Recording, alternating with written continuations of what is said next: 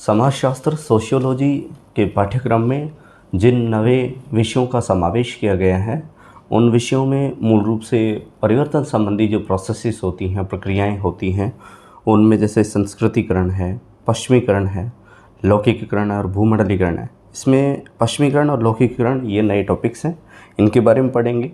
साथ ही भारतीय समाज की कुछ चुनौतियां या समस्याएं हैं यानी कि भारतीय समाज के अंदर कुछ ऐसी समस्याएं हैं जो कि सामाजिक सरोकारों से जिनका सामान्यतः संपर्क होता है, वे सामाजिक सरोकारों से संबंधित होती हैं, जिनमें दहेज प्रथा है, तलाक है, बाल विवाह के मुद्दे हैं, भ्रष्टाचार है, सांप्रदायिकता, निर्धनता, बेरोजगारी, मादक पदार्थों का व्यसन और कमज़ोर और विशेषकर जो वंचित वर्ग होता है, दलित वर्ग, वृद्ध, दिव्यांग, ऐसे लोगों के अपने कुछ अधिकार होते हैं, उनके सामने कुछ समस्याएं हैं या ऐसी चुनौतियां हैं जिनको हमें पढ़ना ज़रूरी है। तो हालांकि यद्यपि ये जो चुनौतियां थी इनको पूर्वतः बताया गया था, लेकिन टॉपिक वाइज इनका खुलासा नहीं हुआ था। हालांकि ये हमने करवाया था टॉपिक, लेकिन उसमें अपने हिसाब से बताया गया था। इसमें खुलकर विवरणात्मक रूप में बताया गया है कि हमें किन किन टॉपिक्स को पढ़ना है। तो आइए समाजशास्त्र के नए टॉपिक्स की शुरुआत करते हैं। सबसे पहला हम इसके अंदर एक जो विषय है जो छूट गया था वह है वर्ग। इसका अध्ययन करेंगे। वर्ग यानी क्लास। प्रिय विद्यार्थियों, जैसा कि आप सभी जानते हैं कि वर्ग का मतलब होता है क्लास। क्लास का मतलब होता है एक ग्रुप, एक समूह, या यूँ कहें कि एक डिवीज़न, यानी कि एक पार्ट होता है। समाज के अपने अलग अलग जिस प्रकार से वर्ग बने हुए हैं, उसी प्रकार से समाज के अंदर वर्गों का विभाजन जो होता है वह कई तरीके से किया जाता है और अनादिकाल से प्रक्रिया चली आ रही है। या तो इसको आर्थिक रूप से विभाजित किया जाता है या व्यावसायिक गतिविधियों के आधार पर उनका विभाजन किया जाता है। तो व्यावसायिक अथवा आर्थिक गतिविधियों के विभाजन के आधार पर कौन कौन से वर्ग होते हैं और ये वर्ग समाज का निर्माण, सामाजिक संस्त्रीकरण का निर्माण किस प्रकार से करते हैं, समाज के अंदर विभिन्न संस्थाओं पर ये वर्ग किस प्रकार से कार्य करते हैं और इन वर्ग्स के अपने पेशे या व्यवसाय क्या क्या होते हैं, या व्यावसायिक रूप से ये आर्थिक संक्रियाओं में किस प्रकार से योगदान करते हैं, इसके बारे में अध्ययन करेंगे। साथ ही वर्ग विशेष के संबंध में विभिन्न विद्वानों के मतों का अध्ययन किया जाएगा। तो सबसे पहले इसका सामान्य परिचय जान लेते हैं। वर्ग को सामाजिक स्त्रीकरण का प्रमुख आधार माना जाता है, यानी कि जो वर्ग होता है वह समाज के स्तर का निर्धारण करता है। सामाजिक स्तर का क्या करता है? निर्धारण करता है। कोई भी वर्ग होगा या जो वर्ग होते हैं उनसे समाज के विभिन्न स्तरों का निर्धारण होता है। वर्तमान समाज के अंदर किसी रूप में वर्ग व्यवस्था अवश्य पाई जाती है। आज भी हमारे समाज के अंदर वर्ग बने हुए हैं और ये वर्ग चाहे व्यावसायिक आधार पे हों, चाहे सामाजिक आधार पे हों या फिर आर्थिक आधार पे हों, निश्चित रूप से आज भी हमारी सामाजिक व्यवस्था में वर्ग व्यवस्था पाई जाती है। प्राचीन काल से ही मनुष्य आयु, लिंग, व्यवसाय, धर्म और आय आदि आधार पर वर्गों में विभक्त रहा है। प्राचीन काल में आयु के आधार पर मानव श्रेणियों का विभाजन किया गया समाज के अंदर, लिंग के आधार पर स्त्री, पुरुष, बच्चे, इस तरीके से। व्यवसाय के आधार पर कुछ लोग खेती वर्ग से संबंधित थे, कृषि का कार्य करते थे। कुछ लोग व्यापार करते थे, वे वाणिक वर्ग में थे। कुछ लोग थे वो सुरक्षा पंक्ति का कार्य करते थे, वो क्षत्रिय वर्ग में थे। इस प्रकार से हमारा सामाजिक संस्थाओं का जो विभाजन था वह प्राचीन काल से चला आया है। और समाज के अंदर स्त्री, पुरुष, शिक्षित, अशिक्षित, गरीब, अमीर, बलवान, निर्बल, शिक्षक, व्यापारी, युवा, प्रौढ़ और वृद्ध आदि वर्ग आज भी पाए जाते हैं। इस प्रकार से स्पष्ट है कि जो वर्ग होता है वह विशिष्ट संबंधों वाला समूह होता है। कोई एक जो वर्ग होता है वह विभिन्न संबंधों का एक समूह होता है जिसमें अलग अलग संबंध वाले लोग निवास करते हैं। और वर्ग ऐसे ही व्यक्तियों का समूह होता है जिनके सदस्यों की समान सामाजिक परिस्थिति होती है। यदि विभिन्न वर्गों के अंदर किसी एक वर्ग का अध्ययन किया जाए तो उस वर्ग के लोगों की सामाजिक परिस्थिति एक समान पाई जाती है, चाहे वह व्यवसाय के आधार पे हो, चाहे वे आर्थिक गतिविधियों के आधार पर हो या अन्य दूसरे तत्वों पर आधारित हो। तो दोस्तों, इसके सामान्य परिचय के बाद में हम जानेंगे वर्ग का अर्थ या परिभाषा, यानी वर्ग क्या होता है और उसकी कौन कौन सी परिभाषाएं हैं जिन्हें हमें पढ़ना जरूरी है। वर्ग का पर्यायवाची शब्द होता है खंड। ठीक है, खंड, वर्ग, समूह, ये सब इसके पर्याय हैं। सामान्य अर्थों में वर्ग का आशय समान स्थिति वाले व्यक्तियों के ऐसे समूह से होता है जिसमें व्यक्ति प्रत्यक्ष या अप्रत्यक्ष रूप से एक दूसरे से संबंधित होते हैं, और सामान्यतः ऐसी स्थिति में व्यक्तियों का एक ऐसा समूह होता है जो एक समान परिस्थिति के अंदर परोक्ष अथवा प्रत्यक्ष रूप से एक दूसरे से जुड़े हुए होते हैं। जैसे उदाहरण के रूप में देखा जाए तो शिक्षक वर्ग, जो टीचर्स होते हैं, उनका एक समुदाय होता है और वे अपनी प्रक्रियाओं में, अपने कार्य में एक दूसरे के साथ में बंधे हुए होते हैं। उनका एक अपना समुदाय होता है। वे अपने कार्यों के लिए एक दूसरे के साथ जुड़े हुए होते हैं।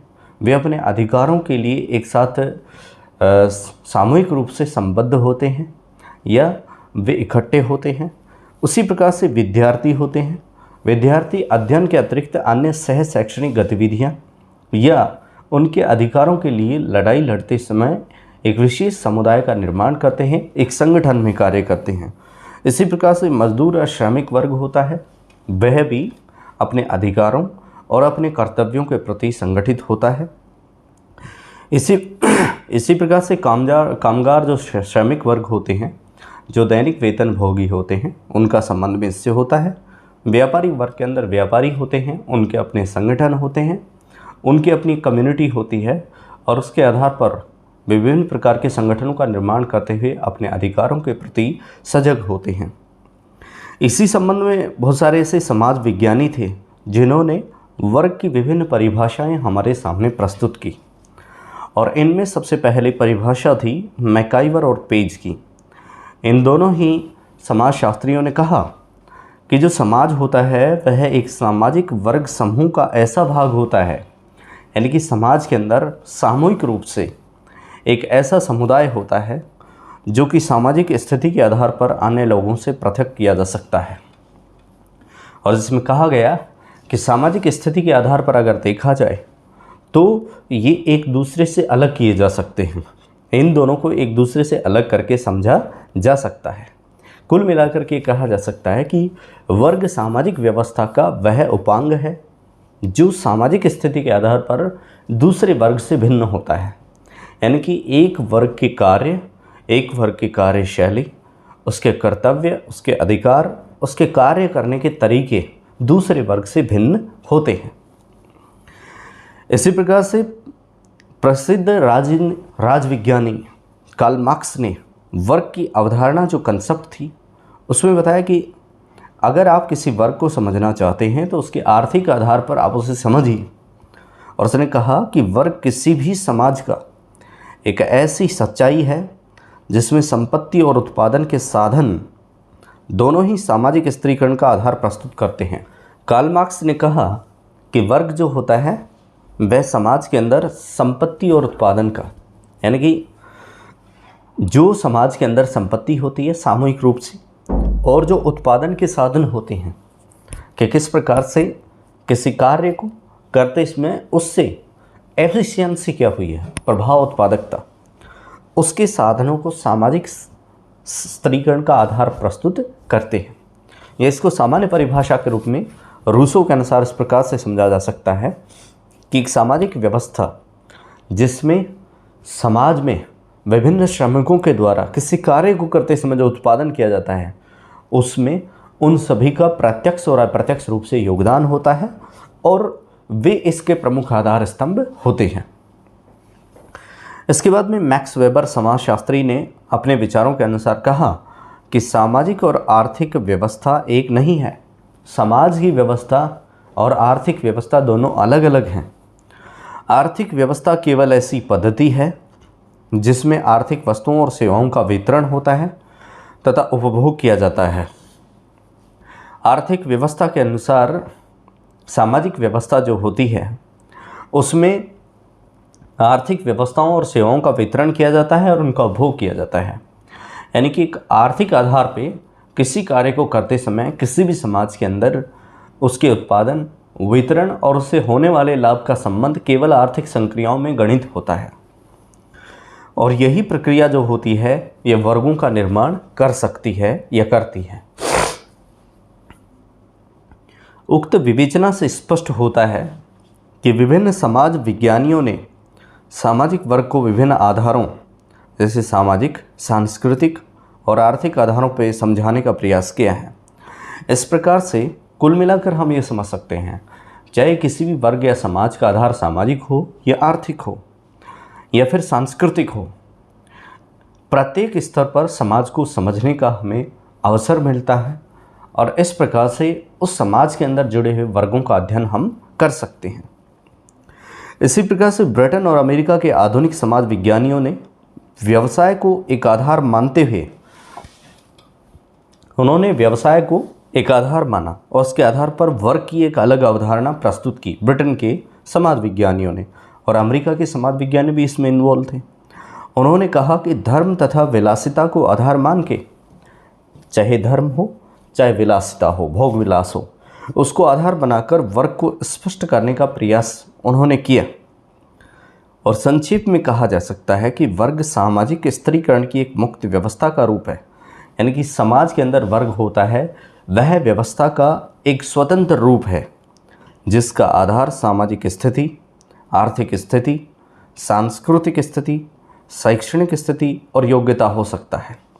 और इस प्रकार से हम समझ सकते हैं कि जो वर्ग होता है वह समाज के अंदर अपनी एक अलग स्थिति का निर्माण करता है, आर्थिक स्थिति का अपना एक निर्धारण करता है, सांस्कृतिक स्थिति में उसका प्रत्यक्ष और अप्रत्यक्ष रूप से योगदान होता है, शैक्षणिक स्थिति के आधार पर वर्ग का निर्माण होता है और योग्यता के आधार पर वर्ग का निर्माण होता है। इस प्रकार से वर्ग समाज का भाग होता है जिसके सदस्यों की सामाजिक स्थितियाँ, यानी कि इसका जो सोशल स्टेटस होता है वह समान पाया जाता है और इसमें सामाजिक जागरूकता का अपना एक स्वरूप देखने को मिलता है। और इस प्रकार से किसी वर्ग का सामाजिक व्यवस्था में अन्य दूसरे वर्गों से भिन्न होना स्पष्ट होता है। इस प्रकार से समाज के अंदर एक वर्ग एक समान स्थितियों को लेते हुए अन्य दूसरे वर्ग की स्थितियों से भिन्न होता है या अलग होता है। ये थी वर्ग की परिभाषाएं। अब हम जानेंगे वर्ग की प्रमुख विशेषताएं कि वर्ग जो होता है उसकी क्या क्या विशेषताएं होती हैं, वर्ग को किस प्रकार से समझा जा सकता है। पहला तो है सामाजिक संस्तरण, यानी कि वर्ग जो होता है वह सामाजिक संस्तरों के आधार पर, सामाजिक स्तरों के आधार पर विभक्त होता है। जो वर्ग व्यवस्था होती है ये समाज के अंदर विभिन्न स्तरों पर या खंडों के रूप में पाई जाती है, जिसमें सबसे ऊंचे क्रम पर तो सबसे ऊंचा वर्ग पाया जाता है और निचले क्रम पर सबसे निम्न वर्ग के लोग पाए जाते हैं। इस प्रकार से समाज वर्गों में उतार चढ़ाव की संस्तरीय व्यवस्था होती है और इस प्रकार से जो समाज होता है उसमें जो वर्ग व्यवस्था होती है यह संस्तरीय होती है। कैसी होती है? संस्तरीय व्यवस्था होती है। यानी कि समाज के अंदर ऊंचे और नीचे वर्ग के अनुसार जब समूह का निर्माण कर दिया जाता है तो यह संस्तरीय व्यवस्था कहलाती है। लेकिन कार्ल मार्क्स के अनुसार जो विचारक हैं या मार्क्स को मानने वाले जो विचारक हैं, मार्क्सवादी विचारक, वे कहते हैं कि पूंजीवादी समाज में पूंजीपति वर्ग और निर्धन वर्ग के अस्तित्व को स्वीकार किया जा सकता है। लेकिन मार्क्स को मानने वाले लोगों का कहना था कि समाज के अंदर दो स्तर होते हैं। पहला तो पूंजीवादी समाज होता है और दूसरा जो समाज होता है वह निर्धन समाज होता है। कौन सा समाज होता है? निर्धन समाज होता है। तो इस प्रकार से समाज व्यवस्था में दो प्रकार के वर्ग पाए जाते हैं। एक वर्ग जो होता है वह पूंजीपति वर्ग होता है, दूसरा जो वर्ग होता है वह गरीब वर्ग होता है, वह गरीब तबके का वर्ग होता है। और कुल मिलाकर के मार्क्सवादी व्यवस्था इन दो ही वर्गों को स्वीकार करती है। दूसरा है वर्ग चेतना का समावेश। और दूसरी प्रमुख विशेषता है कि जो वर्ग पाए जाते हैं समाज के अंदर, इनमें आवश्यक रूप से चेतना का समावेश पाया जाता है। समाज के अंदर पाए जाने वाले विभिन्न वर्गों में अपने कर्तव्यों और अधिकारों के प्रति चेतना या जागृति पाई जाती है और वे यह अच्छी तरह जानते हैं कि उनका पद और प्रतिष्ठा दूसरे वर्गों की अपेक्षा ऊंचा या नीचा होता है। जैसे प्राचीन काल से चली हुई व्यवस्था में हम हमारे समाज में कुछ ऊंचे वर्गों के लोगों को देखते हैं, कुछ नीचे वर्ग के वंचित लोगों को देखते हैं। उन लोगों को खुद अपने आप को दूसरे वर्ग से भिन्न करने की भावना स्वतः महसूस होती है। वे अच्छे से ये समझ सकते हैं कि उनका सामाजिक स्तर पर किस प्रकार से दूसरे लोगों से ऊंचा पद है या नीचा पद है, यह भली भांति समझा जा सकता है। और यही वर्ग चेतना वर्ग के सदस्यों के व्यवहार का निर्धारण करने में अहम भूमिका निभाता है। और इस प्रकार से चेतना के आधार पर सदस्यों के व्यवहार का निर्धारण करने में आसानी हमारे को मिलती है। यानी कि जो जागृति या चेतना होती है उसके आधार से विभिन्न वर्गों के अंदर उनको अपने आप को समझने का भान या एहसास स्वतः मालूम होता है।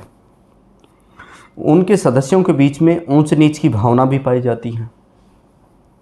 उदाहरण के तौर पर अगर देखा जाए तो एक वर्ग जैसे पूंजीपति वर्ग होता है, पैसे वाला, वो पूंजीपति वर्ग निर्धन वर्गों की अपेक्षा ऊंचा और श्रेष्ठ होता है। जो गरीब तबके के लोग होते हैं उनकी तुलना में पूंजीपति या अमीर लोग होते हैं वे ऊंचे होते हैं और श्रेष्ठ होते हैं। ये भावना स्वतः होती है, हम ऐसा नहीं कहते हैं। समाज के अंदर सभी को बराबरी का हक है, सभी के अपने संवैधानिक अधिकार हैं, सभी को बोलने की, अपनी बात रखने की, पढ़ने की, पढ़ाने की और अपने मंतव्य प्रकट करने की स्वतंत्रता है। लेकिन यह एक स्वतः चालित या स्वचालित प्रक्रिया है जिसमें कुछ वर्ग अपने आप को या कुछ वर्गों को ऊंचा समझा जाता है, स्वतः ही मानवीय भावना अंदर से निकल के आती है और कुछ वर्गों को कमतर या निम्न समझा जाता है। इस प्रकार से निर्धन वर्ग पूंजीपति वर्ग को देखकर अपने आप को कमज़ोर और हीन समझते हैं। और ये भावना होती है, मान लीजिए समाज के अंदर कोई अमीर आदमी और उसके पड़ोस में कोई गरीब आदमी रहता है, तो वह गरीब उस अमीर को देखकर स्वतः ही इस बात को समझ लेता है या उसके अंदर ऐसी भावना का जन्म होता है जिसे वह सहज रूप से मानता है कि मैं उस अमीर से या पूंजीपति से कमज़ोर हूँ, और इस प्रकार से वह उससे अपने आप को कमज़ोर आंकता है।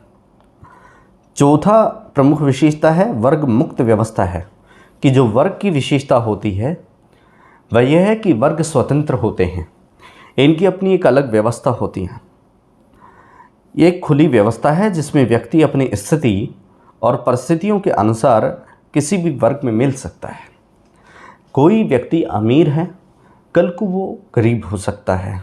कोई व्यक्ति गरीब है लेकिन अपने उद्यम और अपने कार्यों के दम पर वह अमीर बन सकता है।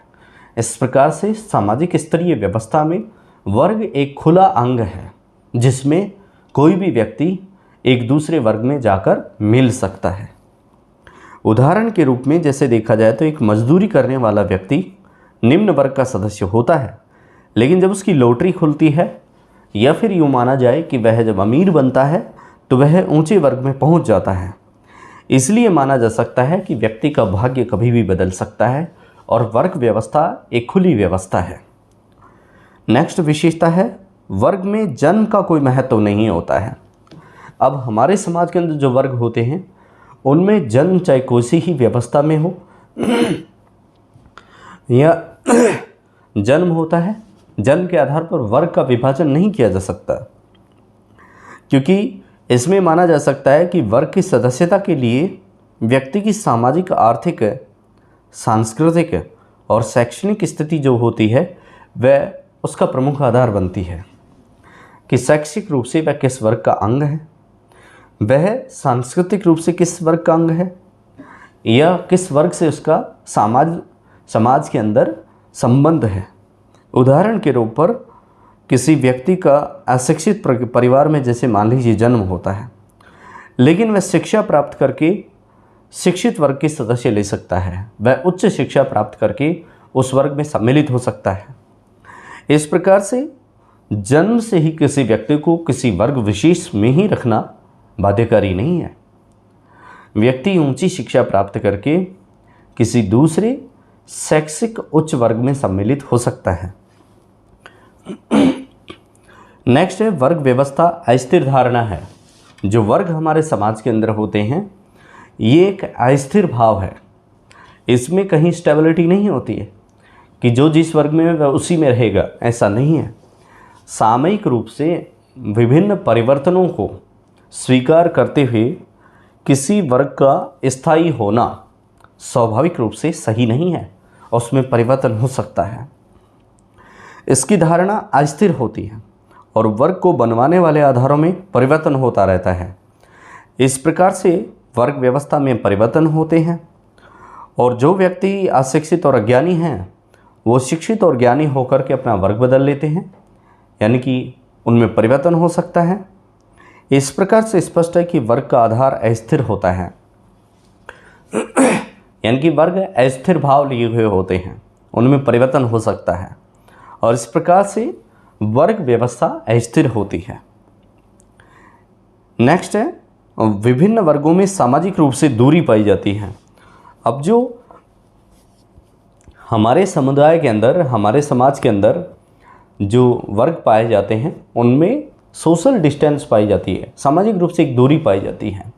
कोई उच्च वर्ग का व्यक्ति निम्न वर्ग से अपने आप को अलग थलग रखता है, या फिर यूँ कहा जा सकता है कि निम्न वर्ग का व्यक्ति उच्च वर्ग से अपने आप को हीन समझता है, या वह उसकी तुलना में स्वाभाविक रूप से इस भाव को ग्रहण कर लेता है कि वह किसी अमीर, किसी उच्च शिक्षित, किसी कुलीन वर्ग से अलग है। तो प्रत्येक वर्ग के सदस्यों में घनिष्ठ और नज़दीकी संबंध बनाए रखे जाते हैं, लेकिन अपने वर्ग के प्रति ही प्रेम, सहयोग और सहानुभूति की भावना देखने को मिलती है, जबकि दूसरे वर्ग के सदस्यों से औपचारिक दूरी और संबंध तय किए जाते हैं या यह प्रक्रिया स्वचालित होती है और वे अपने उत्सवों, त्यौहार और शादी विवाह में अपने वर्ग के लोगों के सदस्यों को ही बुलाते हैं, दूसरों से वे संपर्क नहीं रखते हैं। संक्षेप में कहा जा सकता है कि विभिन्न वर्गों में सामाजिक रूप से दूरी पाई जाती है। आप जिस समुदाय से या जिस वर्ग से आपका संबंध है, जिस पंथ से आपका संबंध है, अपने ही पंथ के अंदर आप सामाजिक सरोकारों से बंधे होते हैं। दूसरे पंथ अथवा वर्ग के लोगों से आपका जो संबंध होता है वह नहीं होता है। नेक्स्ट है, वर्ग अर्जित परिस्थिति पर आधारित होता है, यानी कि पूर्वतः जो वर्ग की स्थिति होती है उसके आधार पर ही वर्ग निरंतर रूप से चलायमान होता है। वर्ग व्यवस्था मूलतः अर्जित व्यवस्था होती है। इसमें व्यक्ति अपनी योग्यताओं के आधार पर जो उसकी योग्यताएं होती हैं और जो क्षमताएं होती हैं उनको अर्जित कर पाता है, अर्जित कर सकता है, और इससे ही उसके वर्ग को एक अलग पहचान मिलती है। मान लीजिए जन्म से ही किसी व्यक्ति को जिस सामाजिक व्यवस्था में रहने का अवसर मिला है, उस सामाजिक व्यवस्था के आधार पर उसने किस प्रकार की शिक्षा ग्रहण की है, कैसे सामाजिक मूल्यों को उसने प्राप्त किया है, किस प्रकार से वह समाज के अंदर उस वर्ग विशेष की नीतियों का पालन करता है, उसके आधार पर ही उसके चरित्र का निर्माण होता है, उसके आचरण का निर्माण होता है। और इस प्रकार से यह स्थिति मूल रूप से कही जा सकती है कि जिस वर्ग के आचरण और चरित्र को उसने ग्रहण किया है, उस वर्ग विशेष की विशेषताएं और उस वर्ग विशेष के नैतिक मूल्यों से उसका सरोकार है, संबंध है। इस प्रकार से हम कह सकते हैं कि वर्ग एक अर्जित स्थिति से संबंध बनाए रखता है। नेक्स्ट है, किसी भी वर्ग में परस्पर निर्भरता होती है, एक दूसरे पर वे निर्भर होते हैं। समाज में चाहे कितने ही वर्ग हों, सभी वर्ग एक दूसरे पर कहीं न कहीं निर्भर जरूर करते हैं, एक दूसरे से उनका संबंध होता है। जैसे कोई व्यक्ति एक ऊंचे घराने का है जिसके पास में बहुत बड़े पैमाने पर खेत खलिहान है, जो ज़मींदार तबके से संबंध रखता है या अमीर तबके से संबंध रखता है, या तो उसे अपने घर के आंगन के अंदर लगाए गए बगीचे में या फिर खेत खलिहानों में काम करने के लिए दूसरे तबके के व्यक्तियों की आवश्यकता होगी, श्रमिक वर्ग के, जो आएंगे और उसके लिए कार्य करेंगे, मजदूरी करेंगे। तो कुल मिलाकर के ये समझ सकते हैं कि हम एक दूसरे वर्ग से अलग अलग होते हुए भी संबंध रखते हैं, एक दूसरे पर हम निर्भर होते हैं। ठीक उसी प्रकार से अमीर लोग जो होते हैं वे गरीब लोगों के पास जाते हैं, गरीब लोग अमीरों के पास आते हैं, या यूँ कहा जा सकता है कि उच्च व्यापारिक वर्ग के लोगों का संबंध निम्न वर्ग के लोगों किसान समुदाय से होता है और किसान समुदाय का संबंध व्यापारिक वर्ग से होता है। अगर व्यापारी सिर्फ अपने तक सीमित रहेगा तो उसका व्यापार नहीं चलेगा, और अगर कृषक व्यापारी वर्ग नहीं होगा तो वह अपने जीन्स को कहाँ बेचेगा, किस प्रकार से उसको आर्थिक संबल प्राप्त होगा, यह बड़ा सवाल है। इसलिए इनमें पारस्परिक निर्भरता पाई जाती है। यद्यपि ये वर्ग पूर्ण रूप से स्वतंत्र तो हो जाएंगे, लेकिन इसके साथ सामाजिक व्यवस्था भी भिन्न या भंग हो सकती है।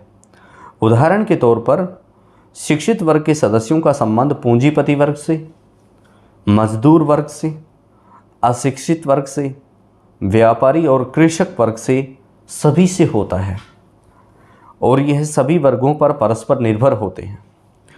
इस प्रकार से जितने भी वर्ग एक दूसरे पर निर्भर होते हैं, उनके लिए हम ये कह सकते हैं कि समाज में चाहे कितने ही वर्ग क्यों न बने हों, किसी न किसी कालखंड में उनका एक दूसरे से संबंध स्पष्ट रूप से दिखाई देता है, वे एक दूसरे से संबंधित होते हैं।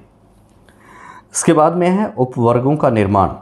हमारी वर्ग व्यवस्था में कुछ उपवर्ग होते हैं जिनका भी निर्माण हमारे को देखने को मिलता है। जैसे हम एक श्रमिक समुदाय से आते हैं या श्रमिक वर्ग से आते हैं।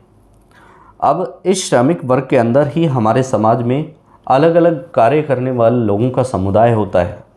जैसे बीड़ी बनाने वाले, बीड़ी उद्योग में लगे हुए लोग अलग होते हैं, अगरबत्ती बनाने वालों का अलग भाग होता है, मजदूरी करने वाले तगारी वाले लोग होते हैं, उनका एक अलग वर्ग होता है, फैक्ट्री कारखानों में कार्य करने वाले मजदूरों का एक अलग समुदाय होता है।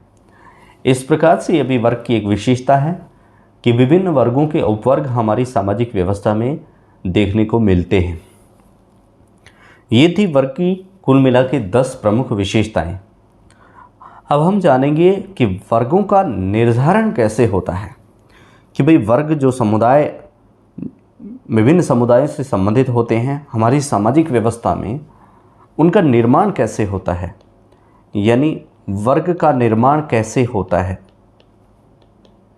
कैसे किसी वर्ग का निर्माण होगा। इसके संबंध में समाज विज्ञानियों के विचार अलग अलग देखने को मिलते हैं। उनमें मतांतर है, उनके अलग अलग अवधारणाएं हैं।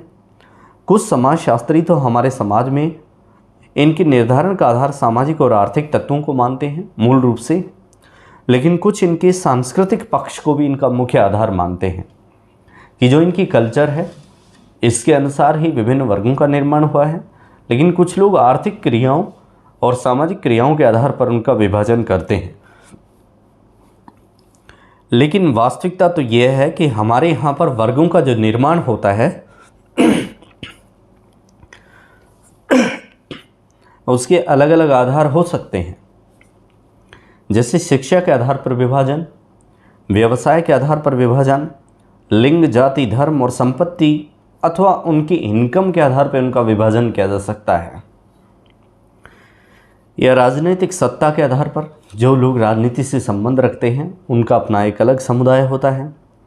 या फिर उनके निवास स्थान के आधार पर, उनके निवास करने वाले स्थान के आधार पर भी उनका वर्ग व्यवस्था में विभाजन किया जा सकता है। सबसे पहला वर्गों का निर्धारण जो होता है वह आर्थिक स्थिति के आधार पर होता है कि किसी वर्ग का हम विभाजन करेंगे तो आर्थिक व्यवस्था के आधार पर करेंगे।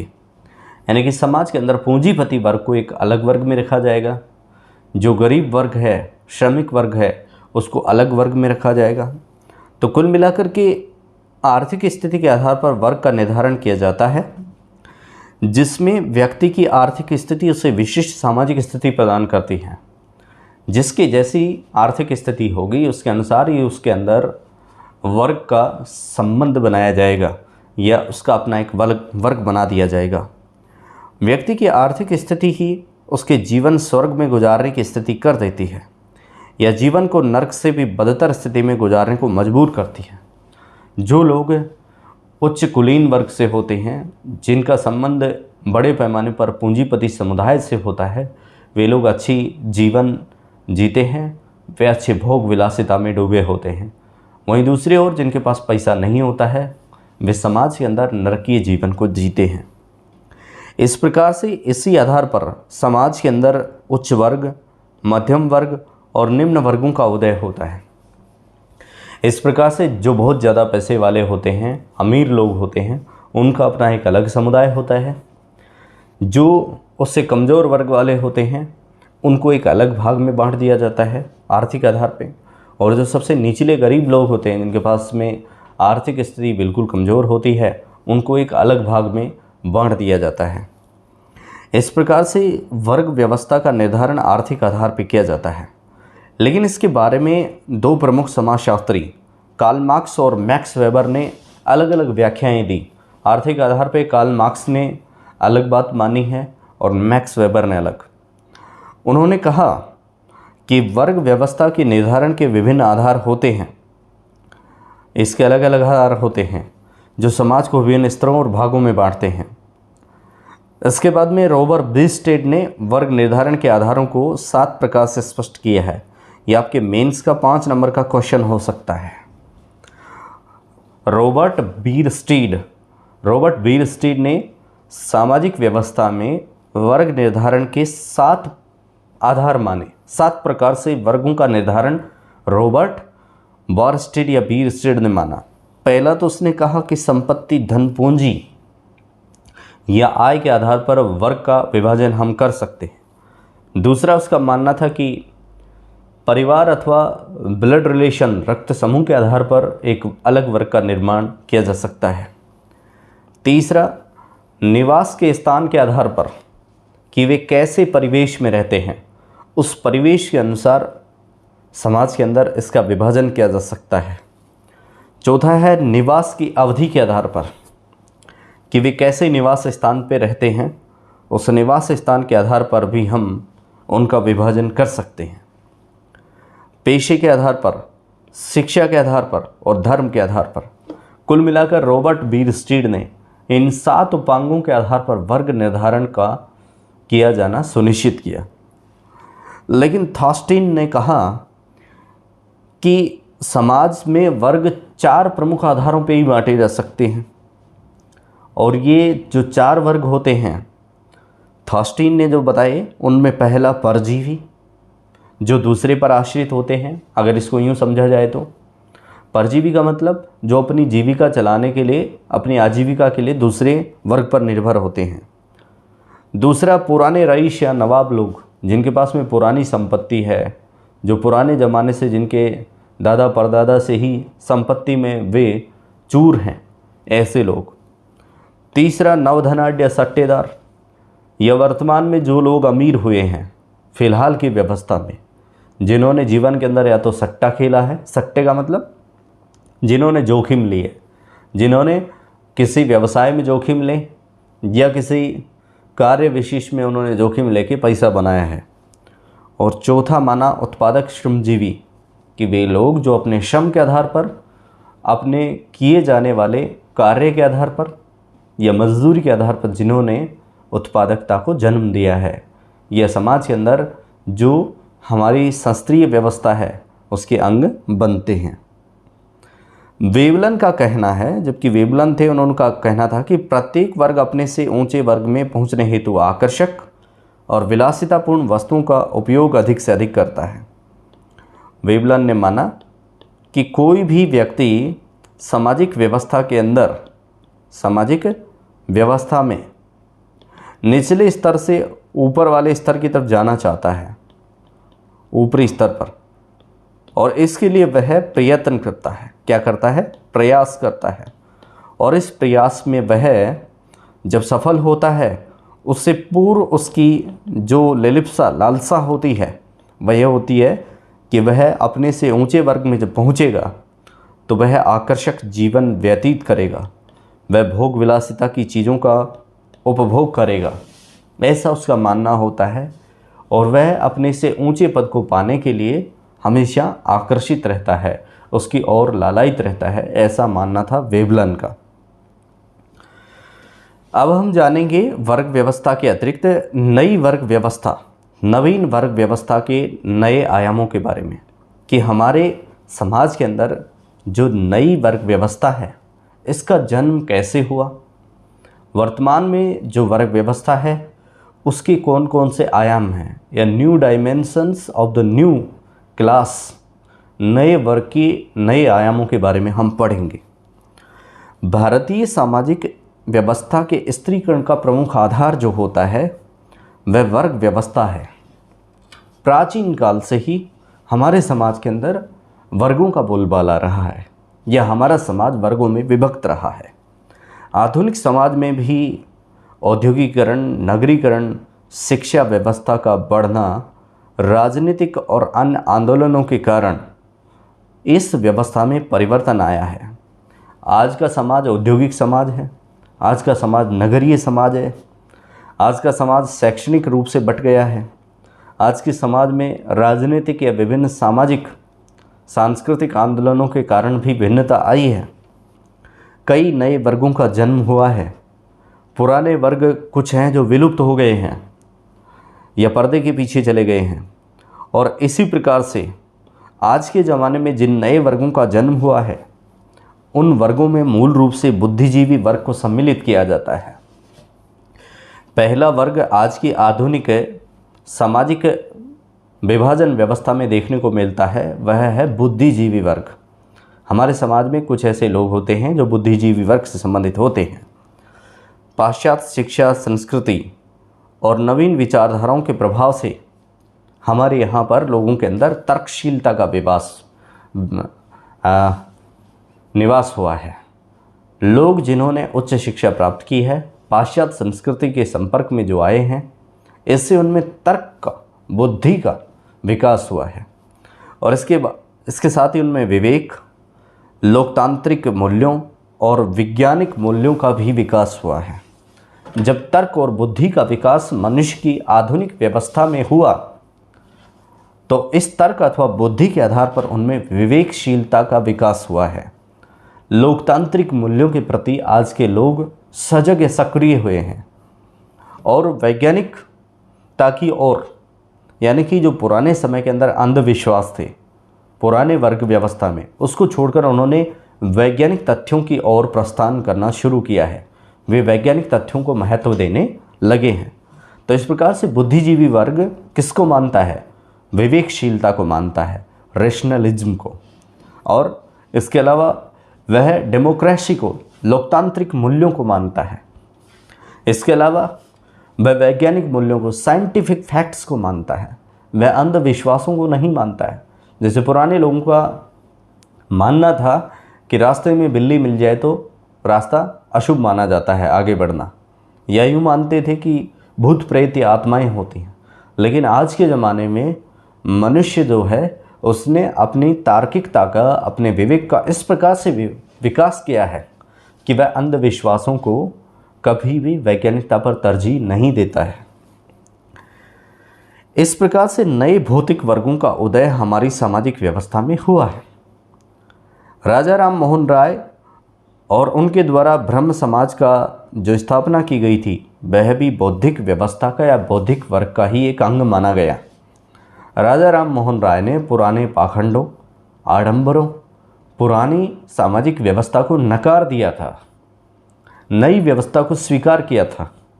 तो इस प्रकार से राजा राम मोहन राय बुद्धिजीवी वर्ग के अग्रणी थे, और ब्रह्म समाज के अंदर उन्होंने पुराने आडंबरों को, नीतिगत चीज़ों को छोड़ दिया था जो पारंपरिक थी। वास्तविकता ये थी कि इस देश के अंदर आधुनिक शिक्षा और वैज्ञानिक ज्ञान का जैसे जैसे विस्तार होता गया है, उसके साथ साथ बुद्धिजीवी वर्ग का भी आकार बढ़ गया है। बुद्धिजीवी लोग धीरे धीरे, जैसे जैसे तर्कशीलता का विकास हुआ है, वैज्ञानिकता को लोगों ने स्वीकार किया है, वैसे ही बुद्धि का विकास हुआ है। इस प्रकार से इस बुद्धिजीवी वर्ग के अंदर वर्तमान सामाजिक व्यवस्था में शिक्षक, सामाजिक विचारक, दार्शनिक, वैज्ञानिक, स्कॉलर जो शोधकर्ता होते हैं और पत्रकार हैं, इनका एक विशाल बुद्धिजीवी वर्ग देखा जा सकता है। इस प्रकार से ज्यों-ज्यों इस सामाजिक व्यवस्था में परिवर्तन हुआ है, त्यों-त्यों बुद्धिजीवी वर्ग के अंदर इन सभी लोगों को सम्मिलित किया जाने लगा है। कुछ भी हो जाए, लेकिन बुद्धि वर्ग जो होते हैं वे भारतीय सामाजिक व्यवस्था को संगठित और स्वस्थ और सजग रूप देने का प्रयत्न करते हैं या हमारी सामाजिक व्यवस्था को बेहतर बनाने का कार्य करते हैं। हमें इस बात को याद रखना है कि इस देश के अंदर जितने भी समाज सुधार हुए हैं और धर्म सुधार हुए हैं या फिर राजनीतिक या सामाजिक राष्ट्रीय आंदोलन हुए हैं, उनका जो वाहक है वह बुद्धिजीवी वर्ग रहा है। जैसे भारत के स्वतंत्रता आंदोलन की जो शुरुआत थी वह उन तमाम बुद्धिजीवियों के द्वारा की गई जो या तो बहुत ऊंचे पढ़े लिखे थे या शिक्षक थे या सामाजिक चिंतक थे या वे दार्शनिक थे। उन लोगों ने ही आम जनता के अंदर चेतना का, राष्ट्रभक्ति का संचार किया और इस प्रकार से देश को आज़ादी मिली। जैसे महात्मा गांधी, जैसे तात्या टोपे, जैसे एम.एन. रॉय, जैसे अरुणा आसफ अली, इन सभी लोगों को बुद्धिजीवी वर्ग में सम्मिलित किया जा सकता है। और ये बुद्धिजीवी वर्ग जैसे जैसे हमारी सभ्यता का विकास हुआ है वैसे वैसे बुद्धिजीवी वर्ग का भी विकास होता गया है। दूसरा वर्ग है बुद्धिजीवी वर्ग के अलावा शासक वर्ग, जो हमारे ऊपर शासन करता है, यानी कि राजनीतिक वर्ग इसको कहा जा सकता है, जो राजनीति के अंदर उच्च स्थिति को प्राप्त कर लेता है। फिर वह लोकतांत्रिक मूल्यों के अधीन रह करके हमारे पर शासन करता है। इस वर्ग को शासन कहा जाता है या शासक वर्ग कहा जाता है। इस वर्ग व्यवस्था के अंतर्गत सत्तारूढ़ राजनीतिक दल के लोग आते हैं, जो सत्ताशील जो पार्टी होती हैं उस वर्ग के लोग आते हैं। ये लोग शासन व्यवस्था में शासन तंत्र का संचालन करते हैं। लोकतांत्रिक व्यवस्था में इस वर्ग के लोगों में बदलाव भी होता रहता है। हर 5 साल में जब नई सरकारें बनेंगी, जनता जिसको ज़्यादा स्वीकार करेगी वे लोग ही हमारे लिए नीति निर्माण करेंगे, शासन व्यवस्था का संचालन करेंगे और हम उनके अधीन रह करके कार्य करेंगे। लेकिन कभी किसी राजनीतिक दल के लोग शासन वर्ग में आते हैं तो कभी किसी अन्य दल के लोग। ये मैंने अभी आपको बताया कि हर 5 साल के अंदर हमारी लोकतांत्रिक संसदीय व्यवस्था की ये प्रक्रिया है कि राजनीतिक दल बदलते रहते हैं अथवा 5 साल के बाद में राजनीतिक व्यवस्था में परिवर्तन होता है। और इस शासक वर्ग का प्रमुख कार्य देश का आर्थिक और सामाजिक विकास करना है। अब शासक वर्ग जो होता है वह देश का आर्थिक और सामाजिक विकास कैसे करेगा, क्योंकि लोकतंत्र में जो सत्तारूढ़ पार्टियां होती हैं वे जनता के सरोकारों की पूर्ति के लिए नीति निर्माण करते हैं। नीति निर्माण का कार्य कौन करती है? सरकार करती है, हमारी शासन व्यवस्था करती है और उसके आधार पर ही देश का आर्थिक और सामाजिक विकास होता है।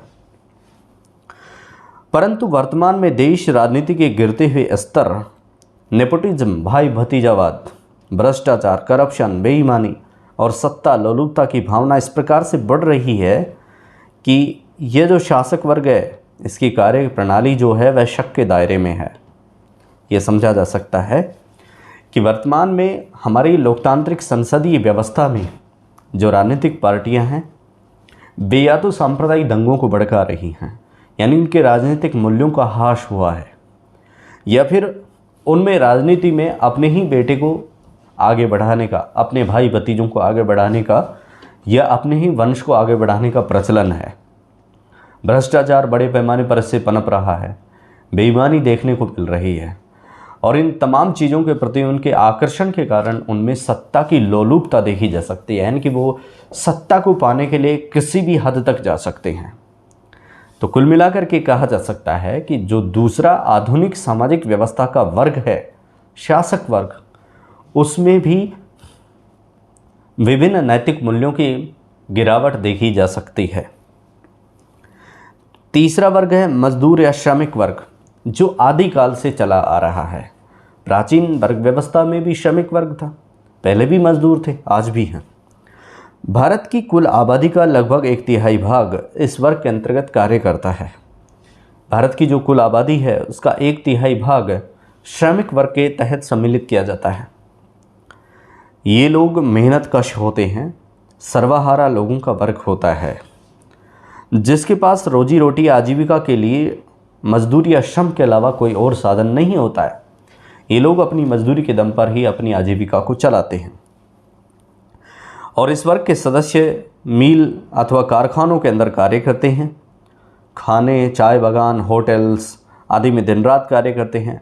रिक्शा, ठेली या मजदूरी के तहत बोरी कट्टे उठाना, टैक्सी चलाना, बस चलाना और खेतों में दिन भर किसान वर्ग का कार्य करना, ये सभी लोग जो होते हैं ये श्रमिक वर्ग में गिने जाते हैं। और भारत में आर्थिक तौर पर इनकी स्थिति काफ़ी निम्न है। आर्थिक रूप से ये काफ़ी पिछड़े हुए हैं। इन श्रमिक वर्गों को ना तो संतुलित पोषण से भरपूर भोजन मिल पाता है और ना ही इनकी आजीविका के तहत रोटी, कपड़ा, मकान की भरपूर पूर्ति हो पाती है। फलतः इस वर्ग का विकास भी आज भी अधूरा है। ये लोग आज भी विकास की मुख्य धारा से महरूम हैं, वंचित हैं। चौथा वर्ग है कृषक वर्ग। आधुनिक सामाजिक व्यवस्था में चौथा वर्ग है किसान वर्ग। हम सभी जानते हैं कि भारत की जो कुल सकल घरेलू आय है उसमें कृषि वर्ग का बड़े पैमाने पर योगदान है। यानी कि भारत की 65% से भी अधिक जनसंख्या कृषि कार्यों में संलग्न है। और कृषक वर्ग को श्रमिक वर्ग का ही एक उपभाग माना जाता है। किसान जो लोग होते हैं वे श्रमिक समुदाय से संबंधित होते हैं, क्योंकि भारत एक कृषि प्रधान देश है और आज भी देश की लगभग 75% जनसंख्या यानी कि 65% जो एक आंकड़ा है उससे अधिक जनसंख्या गाँव में निवास करती है।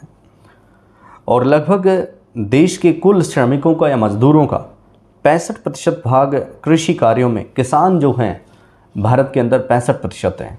इसीलिए भारतीय आर्थिक व्यवस्था में किसान को अन्नदाता कहा जाता है। खेती करना इनका मुख्य पेशा होता है। पहले भी ये वर्ग ऐसा ही कार्य करता था, लेकिन आधुनिक खेती की क्रियाओं को करने में इसका जो स्वरूप है, कृषि कार्य करने का स्वरूप है, जो इसकी प्रकृति है उसमें बदलाव आया है। या यूँ कहें कि आधुनिक खेती की व्यवस्था में, खेती किसानी व्यवस्था में यंत्रों का आधिकारिक प्रयोग किया जाने लगा है। आधुनिक संयंत्रों के आधार पर कृषि कार्य किए जा रहे हैं। लौकिकीकरण आम जनता तक हमारी सामाजिक व्यवस्था में इस बात का महसूस होने लगा है कि किसान किस प्रकार से हाड़ तोड़ मेहनत करता है। राजनीतिकरण का कुछ न कुछ प्रभाव ग्रामीण सदस्यों पर रहने वाले वर्गों पर भी देखने को मिलता है। इस प्रकार से कहा जा सकता है कि किसान जो वर्ग है ये भारतीय अर्थव्यवस्था की प्राण शक्ति है, यानी कि रीढ़ की हड्डी है। अगर भारत के अंदर कृषि कार्यों को बंद कर दिया जाए या किसान वर्ग अपना कार्य करना छोड़ दे तो भारत की आर्थिक व्यवस्था चरमरा जाएगी। इस प्रकार से भारतीय आर्थिक सामाजिक व्यवस्था का एक प्रमुख वर्ग किसान को या कृषक को माना जा सकता है। नेक्स्ट है पूंजीपति वर्ग। अब एक वर्ग होता है पूंजीपतियों का, जो बहुत पैसे वाले होते हैं। इस वर्ग के अंदर हम बड़े बड़े उद्यमियों को, व्यापारियों को सम्मिलित करते हैं, जिनके पास में बड़े बड़े कारखाने होते हैं, उद्योग होते हैं, या जिनका संबंध व्यावसायिक घरानों से होता है। और इस वर्ग को कार्ल मार्क्स ने शोषक वर्ग की संज्ञा दी। कार्ल मार्क्स ने कहा कि समाज के अंदर अगर हम भेदभाव करेंगे तो दो अंग होंगे, पहला तो पूंजीपति वर्ग का, दूसरा गरीब या श्रमिक वर्ग का। पूंजीपति वर्ग हमेशा शोषक होता है और जो श्रमिक वर्ग या जो गरीब वर्ग होता है वह शोषित होता है, जिसका शोषण किया जाता है। और कार्ल मार्क्स ने पूंजीपतियों को हमेशा से ही शोषक वर्ग कहा। यह वर्ग संपूर्ण देश की अर्थव्यवस्था की कुंजी को अपनी मुट्ठियों में बंद रखता है। यानी कि हमारी संसदीय लोकतांत्रिक व्यवस्था में बड़े व्यापारियों या व्यवसायियों का प्रभाव राजनीतिक व्यवस्था भर भी देखने को मिलता है। ये राजनीति को भी प्रभावित करते हैं। इससे देश के आर्थिक क्रियाकलाप, उत्पादन और वितरण आदि पर इनका नियंत्रण होता है। सरकार की आर्थिक नीतियाँ इन्हीं के इशारों पर बनाई जाती हैं। जैसा विभिन्न बड़े बड़े उद्यमी और व्यापारी चाहते हैं उसके अनुसार ही सरकार के द्वारा आर्थिक नीतियाँ बनाई जाती हैं। इसका एक कारण है क्योंकि ये बड़े पैमाने पर राजनीतिक दलों को फंडिंग करते हैं। बड़े पैमाने पर सरकार बनाने में इनकी भूमिका होती है, क्योंकि इनके पास में एक बहुत बड़ी जनशक्ति, जनसंसाधन होता है जिसको ये प्रत्यक्ष और परोक्ष रूप से प्रभावित करते हैं। और ये संपूर्ण शक्ति मिलकर के राजनीतिक सत्ता का निर्माण करती है। इसलिए सरकारें जो होती हैं वे आर्थिक नीतियों का निर्माण करने में, सामाजिक व्यवस्था में कहीं ना कहीं पूंजीपति वर्ग के अधीन होती है।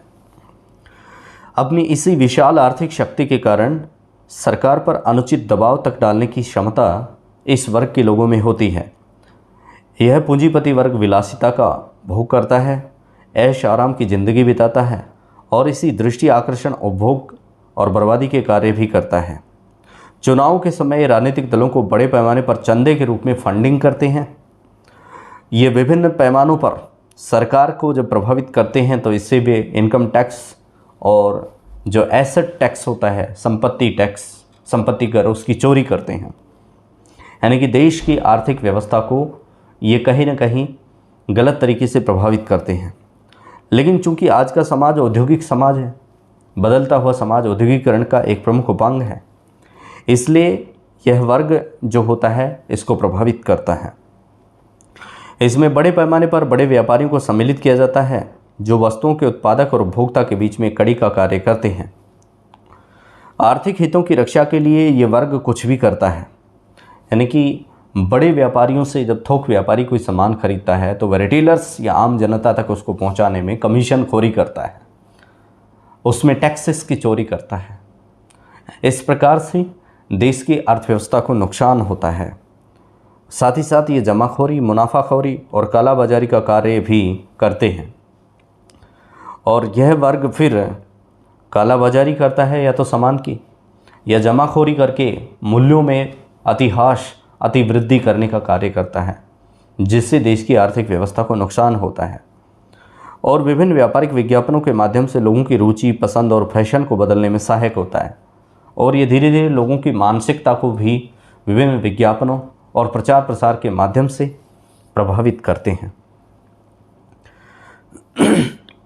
इसके बाद में नेक्स्ट है भाई, स्वतंत्र देशों में लगा हुआ अभिजात वर्ग। कुछ ऐसे वर्ग होते हैं जो अभिजात्य वर्ग के लोग होते हैं। एक ऐसा वर्ग होता है, उच्च कुलीन वर्ग के लोग होते हैं, जिनका संबंध अन्य दूसरे वर्गों से बहुत कम होता है। और इस वर्ग के अंदर हम डॉक्टर, वकील और विभिन्न आर्टिस्ट जो होते हैं, कलाकार, उनको सम्मिलित कर सकते हैं। ये लोग किसी एक नौकर के रूप में कार्य नहीं करते हैं, बल्कि स्वतंत्र रूप से अपना कार्य करते हैं। वकील अपना स्वतंत्र रूप से कार्य करता है, डॉक्टर का अपना एक अलग समुदाय स्वतंत्र होता है, कलाकार का रंगमंच के ऊपर अपना स्वतंत्र रूप से कार्य करने का एक तरीका होता है। इस प्रकार से अपने कर्तव्यों के प्रति सजग होते हैं और ये वर्ग किसी न किसी रूप में जनसेवा का कार्य भी करते हैं। किंतु देश के सामान्य नैतिक पतन का प्रभाव इस वर्ग पर भी पड़ता है। और कभी कभार तो इस वर्ग के लोग भी पैसा कमाने के लिए तत्पर रहते हैं, लालायित रहते हैं। कुछ डॉक्टर्स ऐसे होते हैं बहुत ज़्यादा पैसा बनाने के लिए प्रयत्नशील होते हैं, कुछ वकील ऐसे होते हैं, कुछ कलाकार ऐसे होते हैं जिनका संबंध आर्थिकता की और अधिक होता है। लेकिन इस वर्ग का सामाजिक महत्व अत्यधिक है, क्योंकि ये बुद्धिजीवी वर्ग के अधीन ही आते हैं। डॉक्टर को बुद्धिजीवी वर्ग के अधीन सम्मिलित किया जाता है, वकील है वह भी एक बुद्धिजीवी वर्ग है। इसी प्रकार से कलाकार होते हैं, वे काफ़ी बुद्धिजीवी वर्ग से संबंधित होते हैं। स्वतंत्र व्यावसायिक व्यवस्था में लगे हुए कुछ ऐसे स्मगलर होते हैं, तस्कर होते हैं, जो चोरी छुपे हमारे देश से या दूसरे देशों से सोना, कपड़ा, विदेशी मुद्राएं और ऐसे फिल्म पेटेंट होते हैं जिनको हमारे देश में या तो लाते हैं या यहाँ से विदेशों को ले जाते हैं। इससे हमारी आर्थिक व्यवस्था को नुकसान होता है और बदले में हवाला कारोबार या करोड़ों का सौदा कर लेते हैं, जिससे बड़े पैमाने पर भ्रष्टाचार को बढ़ावा मिलता है। और फिर ये लोग जो होते हैं इनका एक अलग वर्ग बन जाता है, जिससे करोड़ों रुपए, अरबों रुपए कमा लेते हैं और फिर ये सरकार पर नैतिक रूप से दबाव डालते हैं और एक समानांतर अर्थव्यवस्था के रूप में सरकार चलाने का कार्य ये करते हैं। इससे अंतर्राष्ट्रीय स्तर पर कारोबार को नुकसान होता है और देश जो है वह एक स्वस्थ दिशा के अंदर अग्रसर नहीं होता है, वह पिछड़ता है। इसके बाद में है भाई नौकरशाह वर्ग। ब्यूरोक्रेट्स का एक वर्ग होता है हमारी सामाजिक व्यवस्था में। नौकरशाह हमारे देश के शासक वर्ग के अधीन रहकर जो लोग सत्ताशील पार्टी के सदस्य होते हैं, जो हमारे लोकतांत्रिक व्यवस्था को चलाने का कार्य करते हैं, सरकार के अधीन रहकर नौकरशाह कार्य करता है। सरकार नीति निर्माण के लिए कहती है, नौकरशाह इन नीतियों को बनाते हैं, सरकार के कहे अनुसार कार्य करते हैं और उसके अधीन रह करके अधिकाधिक जन कल्याण की भावना से यह वर्ग कार्य करता है।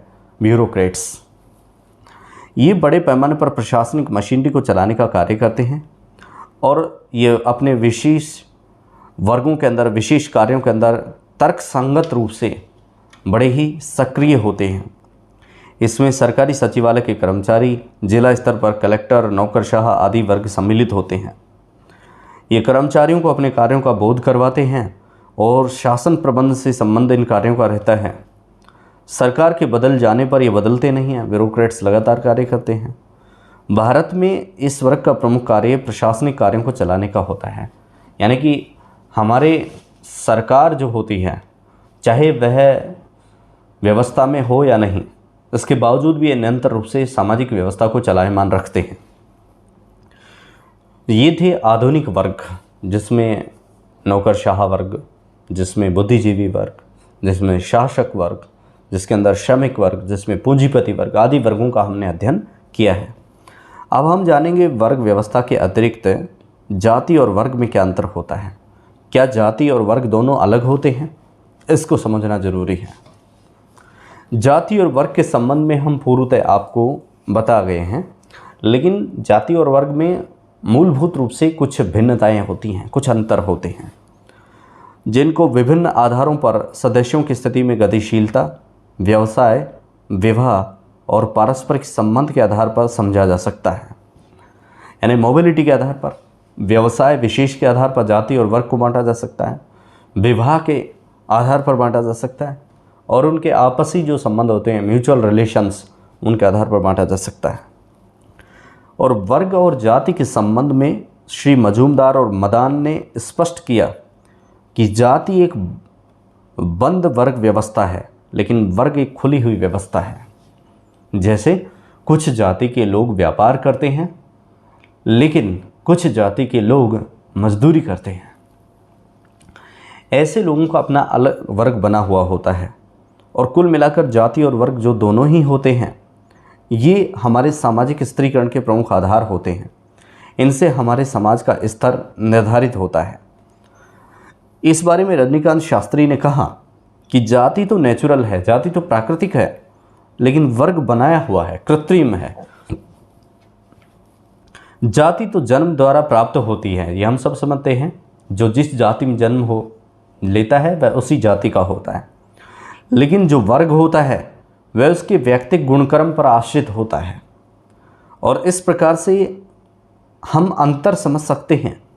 पहला अंतर तो ये है कि जाति में व्यक्ति की सामाजिक स्थिति का आकलन जन्म के आधार पर होता है, यानी जाति जन्म आधारित होती है, जाति जन्म की स्थिति की सूचक होती है। लेकिन वर्ग में व्यक्तियों की स्थिति का निर्धारण जो होता है वह उसके व्यक्तिशय गुणों, आर्थिक गुणों के आधार पर होता है। जाति व्यवस्था तो जन्म से ही संचालित होती है, या जन्म से ही जिस जाति में जन्म हुआ उसी जाति का होकर मनुष्य रहता है। लेकिन वर्ग विशेष में वह अपने व्यक्तिगत गुणों, व्यक्तिगत कार्यों और आदि तत्वों के आधार पर वह अपने आप को अलग वर्ग में पाता है। नेक्स्ट है जाति की सदस्यता, चूंकि प्रदत्त होती है, पहले से ही आपको प्राप्त होती है जाति व्यवस्था। चाहे आप कितने ही कुशल और योग्य क्यों ना हो, उच्च जाति को आप ग्रहण नहीं कर सकते अगर आपका निम्न जाति में जन्म हुआ है। जाति व्यवस्था हमारे प्राचीन काल से चली आ रही एक व्यवस्था है। जो जिस जाति में जन्म लेता है वह उसी का हो जाता है। ऐसा नहीं है कि कोई व्यक्ति किसी दूसरे वर्ग जैसा कार्य करके, दूसरी जाति जैसा कार्य करके दूसरी जाति को ग्रहण कर सकता है, ऐसा संभव नहीं है। लेकिन इसके विपरीत वर्ग की सदस्यता के लिए व्यक्तिगत गुणों का विशेष महत्व होता है।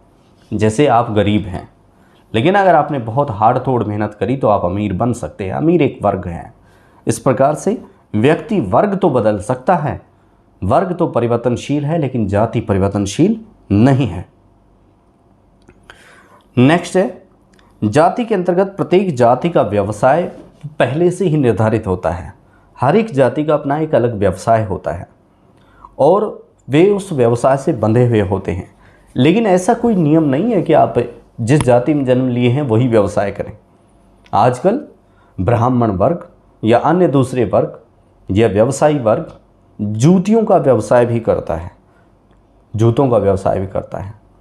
वहीं निम्न वर्ग के लोग जो होते हैं वे अनाज खरीदने का कार्य मंडियों में ऐसा कार्य भी करते हैं। तो ऐसा नहीं है कि आप जिस जाति में जन्म लिए हैं उसी जाति का व्यवसाय करेंगे। व्यवसाय आप अलग रूप से कर सकते हैं, इसमें कोई बाध्यता नहीं है। यानी कि इनमें व्यावसायिक गतिशीलता पाई जाती है, ठीक है ना। इनमें व्यावसायिक गतिशीलता, प्रोफेशनल मोबिलिटी पाई जाती है। आप किसी भी व्यवसाय को कर सकते हैं। जाति अपने सदस्यों पर जाति के व्यवहार के अनुसार विवाह संबंध स्थापित करने पर कठोर नियंत्रण लगाती है। जाति व्यवस्था में क्या माना जाता है कि एक जाति का व्यक्ति दूसरे जाति के व्यक्ति या औरत के साथ में क्या नहीं कर सकता, शादी नहीं कर सकता। जाति व्यवस्था ऐसा प्रतिबंध लगाती है और ऐसे नियंत्रण को तोड़ने वाले लोगों के लिए दंड के प्रावधान सामाजिक स्तर पर किए गए हैं। लेकिन अगर कोई विवाह होता है तो वह अंतर्जातीय विवाह होता है। इस प्रकार से वर्ग जो होता है उसमें कोई नियम नहीं होते, बल्कि विवाह के पूर्व वर्ग के सदस्य दोनों पक्षों पर सामाजिक, आर्थिक और वैयक्तिक गुणों पर विशेष ध्यान दिया जाता है और इस प्रकार से वर्ग के सदस्य किसी भी जाति अथवा धर्म में विवाह संबंध स्थापित कर लेते हैं। उच्च वर्गों के अंदर विवाह संबंधित किसी प्रकार का भेदभाव देखने को नहीं मिलता है, वे किसी भी वर्ग के अंदर शादी कर लेते हैं। नेक्स्ट है, जाति अपने सदस्यों के आचरण, व्यवहार और कार्यों पर प्रतिबंध लगाती है। जाति से क्या होता है, विभिन्न वर्गों के आचरण, उनके व्यवहार में और उनके कार्यों में प्रतिबंध देखने को मिलता है, किंतु वर्ग किसी प्रकार का नियंत्रण नहीं रखता है। चाहे कोई व्यक्ति किसी भी प्रकार का व्यावसायिक गतिविधि करे, कोई भी उद्यम लगाए, किसी भी प्रकार के कार्य को करे, एक सामान्य व्यक्ति जिसका संबंध बूचड़ खाने से नहीं होता है वह बूचड़ खाने में कार्य कर सकता है। वर्ग इस पर कोई बाध्यता या नियंत्रण नहीं लगाता है। नेक्स्ट है, जाति के सदस्यों के बीच में अपनी जाति के प्रति प्रेम, सहानुभूति, सद्भावना, अनुभूति पाई जाती है। लेकिन जाति विशेष के लोग जो होते हैं वह प्रत्यक्ष और परोक्ष रूप से अपनी जाति के हितों के लिए कार्य करते हैं, यह भी देखने को मिलता है। यानी कि स्वजातीय हित का कार्य करना, अपनी ही जाति के हित के लिए जब व्यक्ति कार्य करता है, ऐसी भावना इसमें मिलती है। लेकिन वर्ग के सदस्यों के बीच में यह अलग होता है, उनमें पारस्परिक प्रतिद्वंदिता और व्यक्तिगत लाभ की प्रवृत्ति पाई जाती है। जैसे कोई व्यक्ति गरीब था लेकिन उसने बहुत मेहनत करके अमीर बन गया, अब वो अमीर से और अमीर बनने के लिए लगातार प्रयत्न करेगा, अपने व्यक्तिगत कौशलों का विकास करेगा, व्यावसायिक गतिशीलता को बढ़ाएगा, नए नए उद्यम लगाएगा और वो सोचेगा मैं अडानी अंबानी से भी धनवान बन जाऊं। इस प्रकार से समझ सकते हैं कि वर्ग व्यवस्था में लोगों के बीच में पारस्परिक प्रतिद्वंदिता और ऊंचे पद पर या उच्च वर्ग में जाने की लालसा होती है। वो लोग चाहते हैं कि हम और ऊपर चले जाएं। लेकिन जाति व्यवस्था में परस्पर सहयोग और सहानुभूति पाई जाती है। जैसे कोई व्यक्ति मान लीजिए ब्राह्मण जाति का है तो वह अपने वर्ग के मूल्यों को प्राप्त करेगा, उन मूल्यों के आधार पर अपनी ही जाति के हित के लिए वह निरंतर प्रयत्नशील होगा और समाज के अंदर जब कभी भी उसकी जाति की बात आएगी तो वह अपनी जाति के हितों के लिए खड़ा होगा। यह एक मूल अंतर है। नेक्स्ट है, जाति व्यवस्था में स्तरण होता है। जाति व्यवस्था होती है उसमें विभिन्न स्तर पाए जाते हैं।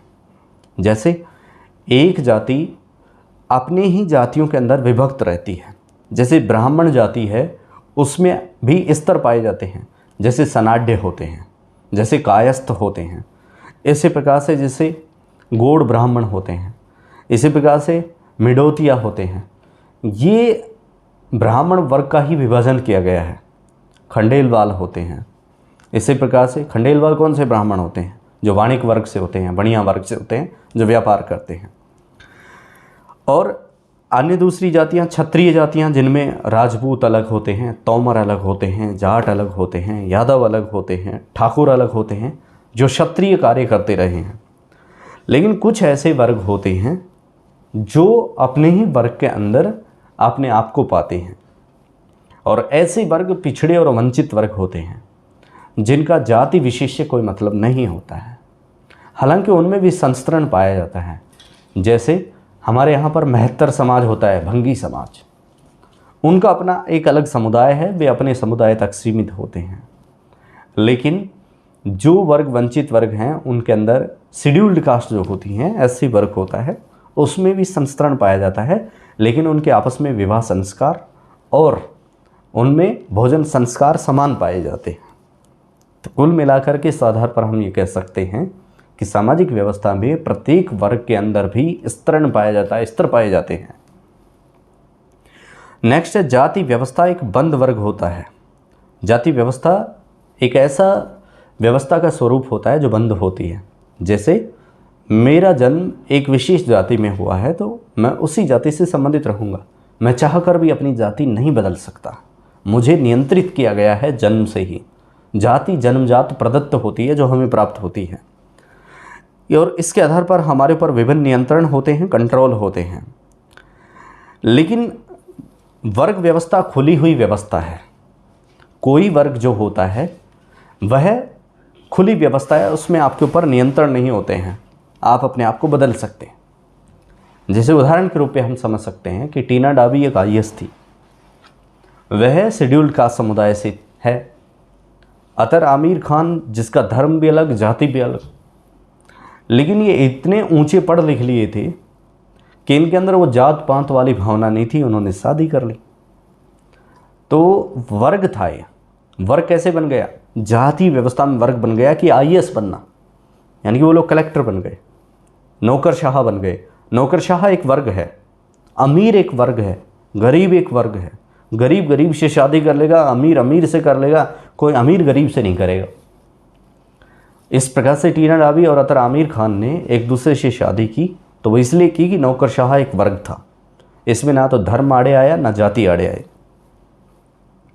कुल मिला के कहा जा सकता है कि जाति व्यवस्था और वर्ग व्यवस्था दोनों ही अवधारणात्मक रूप से कंसेप्चुअल बेस के आधार पर अलग हैं, लेकिन इनमें एक समानता यह है कि दोनों ही हमारे सामाजिक व्यवस्था के अंग हैं। जाति भी हमारी सामाजिक व्यवस्था में पाई जाती हैं और वर्ग भी हमारी सामाजिक व्यवस्था का एक अंग होता है। लेकिन ये कहा जा सकता है कि एक मूल अंतर है कि जाति परंपरागत प्रक्रिया है, वर्ग आधुनिक प्रक्रिया है। वर्ग आधुनिक स्वरूप में है, जाति प्राचीन स्वरूप में। जैसे जातियां हैं जो प्राचीन काल से चली आ रही हैं, हमारा दादा भी मेरी जाति का होगा, मेरे पिताजी मेरी जाति के थे, अब मैं, मेरा बेटा। लेकिन वर्ग अब हमारा बदल सकता है। मेरे पिता किसान थे, मैं शिक्षक हूँ, मेरा आने वाला बेटा और कोई वर्ग से होगा, तो हमारे अंदर वर्ग अलग हो सकता है लेकिन जाति व्यवस्था एक ही होगी। तो यह था जाति और वर्ग में एक मूल अंतर। अब हम जानेंगे वर्ग और वर्ग चेतना, यानी कि जो आधुनिक स्वरूप है हमारी सामाजिक व्यवस्था का, वर्ग का, क्लास का। वर्ग क्या होता है और वर्ग में चेतना किस प्रकार से आती है? वर्ग शब्द अंग्रेजी के क्लास शब्द का हिंदी रूपांतरण है, जो लैटिन भाषा के क्लासिस से बनता है, और इसका मतलब होता है एक श्रेणी अथवा एक व्यक्तियों का समूह। वर्ग के अंदर हम ये समझ सकते हैं कि एक ही वर्ग के या एक ही व्यवस्था के लोग सम्मिलित होते हैं। एक वर्ग में एक ही प्रकार के कार्य करने वाले लोगों को सम्मिलित किया जा सकता है।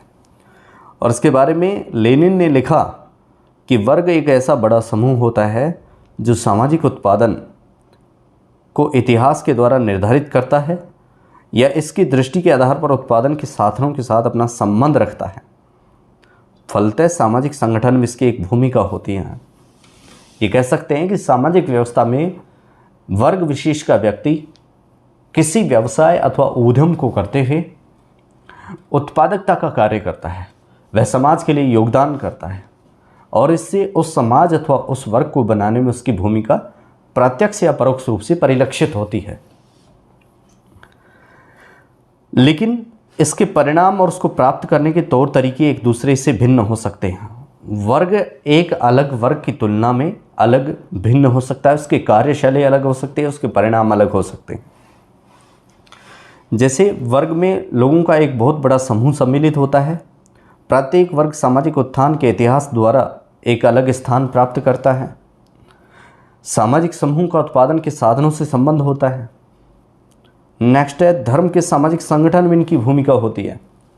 धर्म आधारित इनका एक अलग अलग वर्ग होता है जो उस धर्म को बनाने में योगदान देता है। जैसे मुस्लिम समुदाय में, मुस्लिम धर्म के अंदर एक समुदाय है बोहरा समुदाय।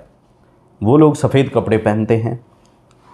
जो उनके मुसलमान के जो इस्लाम के जो उनके कायदे कानून हैं, इस्लामियत और शरीयत कानून, उनको वो मानते हैं।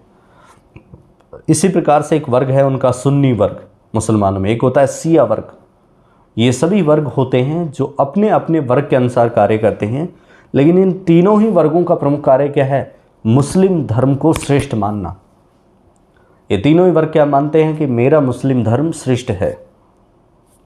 नेक्स्ट है, लेकिन कार्ल मार्क्स ने कहा कि इतिहास में अब तक जितनी भी सामाजिक व्यवस्थाएं थी उनमें संपत्ति का वितरण और समाज का वर्ग श्रेणियों में विभाजन इस बात पर निर्भर रहा कि क्या और कैसे उत्पादन हुआ और उपज का विनिमय कैसे हुआ। कि भाई समाज के अंदर अलग अलग वर्ग समय दर समय परिवर्तनशील थे। जैसे जैसे सामाजिक व्यवस्था सभ्यता के रूप में परिवर्तित हुई, यानी समाज व्यवस्था में जैसे जैसे सभ्यता का विकास हुआ, अलग अलग वर्ग बनते गए, प्राचीन वर्ग विलुप्त होते चले गए। लेकिन इन एक दूसरे वर्गों का एक दूसरे से संबंध कैसे था? मार्क्स ने माना कि इन विभिन्न वर्गों का आपस में संबंध या तो सामाजिक रूप से था, या धार्मिक रूप से था, या आर्थिक रूप से था। इस प्रकार से सामाजिक वर्ग ऐतिहासिक परिवर्तन की इकाइयाँ और आर्थिक व्यवस्था द्वारा समाज में निर्मित श्रेणियों के रूप में समझे जा सकते हैं।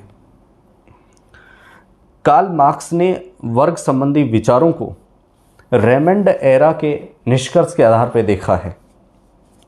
उनका मानना है, नंबर 1 बात उन्होंने कही कि समाज के अंदर वर्ग वह है जो उत्पादन की प्रक्रिया में एक निश्चित स्थान तक अपना संबंध रखता है, और दूसरा ये वैधानिक प्रक्रिया के स्थान पर तकनीकी प्रक्रिया पर थोपा हुआ है।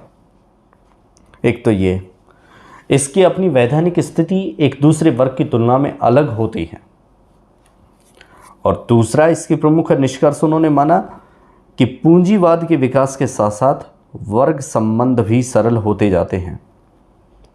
जैसे जैसे पूंजीवादी व्यवस्था का विकास होता है, वर्ग संबंध उतने ही सरल होते हैं, यानी कि उनमें वर्ग भिन्नता नहीं होती है। पूंजीवादी लोग होते हैं, वे एक दूसरे को अलग वर्ग का नहीं मानते हैं, चाहे वह किसी भी जाति का हो। लेकिन जब आप गरीब हैं, अमीर के पास जाएंगे तो आपको भिन्न समझा जाएगा। इस प्रकार से समाज में श्रम शक्ति के मालिक श्रमिक वर्ग और पूंजीपति जो कि अतिरिक्त मूल्य को हड़पते हैं, ये धीरे धीरे स्वामित्व और मजदूर के रूप में कार्य करते हैं। एक व्यक्ति जो स्वामित्व को जताता है, यानी कि ओनरशिप, जो मालिक बन बैठता है, और दूसरा जो होता है उसके अधीन नौकर के रूप में कार्य करता है। वर्ग व्यवस्था में मार्क्स और एंजल्स ने अलग अलग प्रकार से, इन दोनों ने ही इस आइडियोलॉजी की व्याख्या की। उनकी अपनी अलग धारणा थी। उन्होंने कहा कि एक काम धंधे को करने वाले या एक ही आर्थिक व्यवस्था को करने वाले लोगों के अंदर भिन्नता हो सकती है, भले ही वे एक जाति के क्यों ना हों, और काम का भी अपना एक विभाजन होता है। उन्होंने सबसे पहले तो जाति को अलग रखते हुए कहा कि वर्ग विशेष के लोग अलग अलग काम करते हैं। दूसरा, उन्होंने इससे हटके कहा चाहे वर्ग विशेष में अलग काम हो, लेकिन उस काम की भी प्रकृति होती है। एक काम ऐसा होता है जो मनुष्य को तोड़ता है, नरकीय जीवन बना देता है। जैसे कोयले की खदान में काम करने वाला, पत्थर की खदान में काम करने वाला मजदूर होता है, उसका जीवन बेचारे का पस पस कर बीतता है। लेकिन दूसरी ओर कुछ ऐसे श्रमिक मजदूर होते हैं जो किसी ऑफिस में कार्य करते हैं, वे भी मजदूर होते हैं, लेकिन उनका जीवन बहुत अच्छा होता है बजाय उन खदानों में काम करने वाले लोगों की तुलना में। इस प्रकार से हम ये समझ सकते हैं कि वर्ग आधारित चेतना का अभाव होता है कि मजदूर तो वो भी है जो खानों में काम करता है, मजदूर वो भी है जो सचिवालय में काम करता है, जो किसी बाग में काम करता है। लेकिन इन मजदूरों के अंदर भी चेतना का एक अलग अंतर है, जिसमें अच्छी चेतना थी, जिसमें तर्कशीलता थी, बुद्धिशीलता थी। हालांकि उसका शैक्षणिक स्तर कमज़ोर रहा हो, लेकिन उसने एक अच्छी जगह को अपनाया। लेकिन जिन लोगों के अंदर इस प्रकार की चेतना का अभाव था कि भी खानों में काम करने से, कोयले की खानों में काम करने से अस्थमा होगा, दमा होगा, टीबी होगी, ये सब चीज़ों से वो परिचित नहीं थे, या फिर उन्होंने इसको अपना निरंतर पेशा बना लिया कि पहले उसके दादा ने काम किया कोयले की खानों में, फिर वो खुद कर रहा है, फिर बेटा कर रहा है, यानी कि वो उसी समुदाय के लोग उसी कार्य से जुड़ गए। इसके बाद में वर्ग चेतना को हम और अच्छे तरीके से स्पष्ट कर सकते हैं। और वर्ग चेतना को स्पष्ट करने के लिए दो प्रमुख विद्वान मार्क्स और एंजल्स ने अपनी अलग अलग अवधारणाएं प्रस्तुत की। मार्क्स और एंजल्स ने कहा, नंबर 1 कि क्लास इन इटसेल्फ, कि वर्ग जो होता है, जो समुदाय होता है, वो अपने आप में ही एक वर्ग होता है। हिंदी में इसका अर्थ है कि क्लास इन इटसेल्फ अपने आप में एक वर्ग है, यानी कि जो जिस वर्ग का व्यक्ति होता है वह उससे संगठित होता है, उससे उसका लेना देना होता है और वह उसी वर्ग के लिए कार्य करता है या उसी वर्ग के उत्थान के लिए वह निरंतर क्रियाशील रहता है।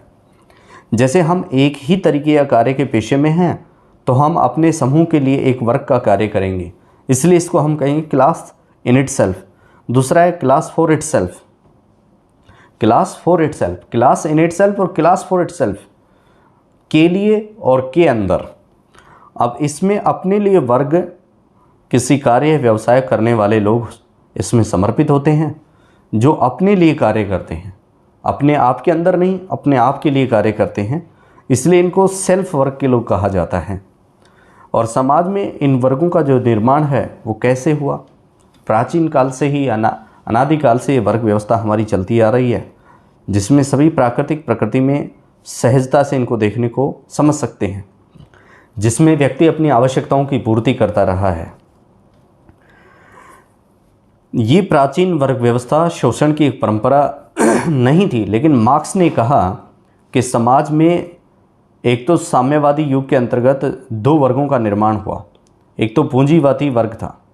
कार्ल मार्क्स ने कहा कि एक तो पूंजीपति होते हैं और दूसरे होते हैं श्रमिक वर्ग, मजदूर वर्ग। दो वर्गों को कार्ल मार्क्स ने माना। पूंजीपति वर्ग जो अमीर लोग थे, ये शोषक लोग थे जो शोषण करते थे, और श्रमिक वर्ग था, ये शोषित वर्ग था, जिन पर अत्याचार किया जाता था या जिनका शोषण किया जाता था। इस प्रकार से कार्ल मार्क्स ने सामाजिक व्यवस्था में दो अंग माने। एक तो पूंजीपति वर्ग जो हमेशा गरीबों का शोषण करता है, खून चूसता है, और एक गरीब लोग जिनका शोषण किया जाता है। और इस वर्ग व्यवस्था का उल्लेख उन्होंने किया और कहा कि आदिम साम्यवादी समाज में वर्ग व्यवस्था चली आई है, जिसमें हालांकि सभी लोग श्रम करते हैं। हालांकि इस संबंध में कार्ल मार्क्स ने माना कि हम सभी लोग समाज की व्यवस्था में कार्य करते हैं, श्रम करते हैं, और श्रम के आधार पर वर्ग व्यवस्था का जन्म नहीं हो सकता। दूसरा उन्होंने वर्ग माना दासत्व युग, दास का युग, जिसमें एक व्यक्ति मालिक बन बैठता है और दूसरा उसका नौकर होता है। दास युग जिसमें वो उसका दास बन के काम करता है। जब जब समाज में निजी संपत्ति के विचारों का उदय हुआ तो धर्म विभाजन धीरे धीरे पनपने लगा। जब संपत्ति को लेकर एक दूसरे के बीच में मत आधारित मतांतर होने लगे तो धर्म के विचार पनपने लगे, और इस युग में बल और शक्ति के आधार पर उत्पादन के साधनों पर कुछ लोगों का आधिपत्य हो गया। अब जिन लोगों में पावर थी, जिन लोगों में बाहुबल था, उन लोगों ने किसके ऊपर कब्जा कर लिया? उस व्यवसाय के ऊपर, उस संपत्ति के ऊपर, उस पूंजी के ऊपर। और कुछ ने मान लिया कि चलो ठीक है, हम निर्बल हैं, हमारे पास बाहुबल नहीं है या पूंजी बल नहीं है, तो उन्होंने अपने आप को गरीब बना लिया या वो पीछे हट गए। इस प्रकार से समाज में दो वर्गों का जन्म हुआ, एक तो मालिक वर्ग और दूसरे दास वर्ग। और मालिक जो थे वो इस वर्ग में पूर्ण रूप से दास लोगों का शोषण करते थे, और दास मालिकों की मेहरबानी पे कार्य किया करते थे। तीसरा वर्ग माना सामंती समाज में वर्ग, कि जब सामंती युग था, जब राजा महाराजाओं का शासन चलता था, मुगल काल में भी, मुगलों ने भी, और मुगलों के बाद में कौन आए? अंग्रेज़ों ने भी समाज में सामंती व्यवस्था को पनपाया। अंग्रेज हमारे यहाँ पर प्रत्यक्ष रूप से श्रमिक वर्ग से या किसान वर्ग से लाग बेगार नहीं लेते थे, टैक्स नहीं लेते थे। वो उन हमारे यहाँ के राजाओं को ही सामंत बनाते थे, और वो सामंत गरीबों का खून चूसते थे, उनसे लाग बेगार लेते थे। बदले में सामंती लोगों को राजा विशेष प्रकार की पदवी, मोहरें अथवा साम्राज्य दे देते थे, और ये सामंत हमारे ही देश की अर्थव्यवस्था को कमज़ोर करने के लिए उत्तरदायी थे। इसलिए सामंती व्यवस्था में भी वर्गों का जन्म हुआ। इस सामंती व्यवस्था में मूल रूप से किसानों का शोषण किया जाता था, जैसा कि हम सब जानते हैं। और नंबर 4 है पूंजीवादी समाज में वर्ग।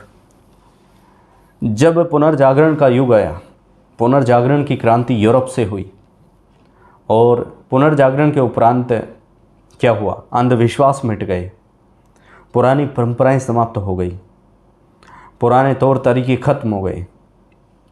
पहिए का जो आविष्कार हुआ था वो धीरे धीरे बदल गया गाड़ियों के रूप में। अग्नि का जो आविष्कार हुआ था वो बाद में बदल गया अन्य दूसरे अग्नि के दूसरे मैकेनिज्म तरीकों के रूप में। लेकिन जब पुनर्जागरण हुआ तो मशीनें आई, शिक्षा आई, पूंजी आई, और एक उच्च शिक्षित वर्ग का विकास हुआ, बुद्धिजीवी वर्ग का विकास हुआ, तर्कशीलता का विकास हुआ, और इससे लोगों में क्रांति हुई। क्या हुई? क्रांति। लोग शिक्षित होने के बाद ये समझने लगे कि कौन किसका शोषण कर रहा था, और इसलिए वर्गों में टकराव हुआ, वर्ग संघर्ष हुआ। वर्ग संघर्ष का सिद्धांत किसने दिया? कार्ल मार्क्स ने। उसने कहा कि जब कोई श्रमिक, कोई मजदूर जब अच्छा पढ़ा लिखा होगा तो वह अपने अधिकारों और कर्तव्यों के प्रति सजग रहेगा। उसे मालूम है कि मुझे कितनी मजदूरी के बदले कितना पैसा मिलना चाहिए। नहीं मिलेगा तो वो संघर्ष करेगा। एक अकेला चना भाड़ नहीं फोड़ता है, लेकिन वह अपने ही समुदाय, अपने ही वर्ग के श्रमिक के मजदूरों को संगठित करेगा, और फिर वह उस कुर्सी के खिलाफ, उस सत्ता के खिलाफ आवाज़ बुलंद करेगा।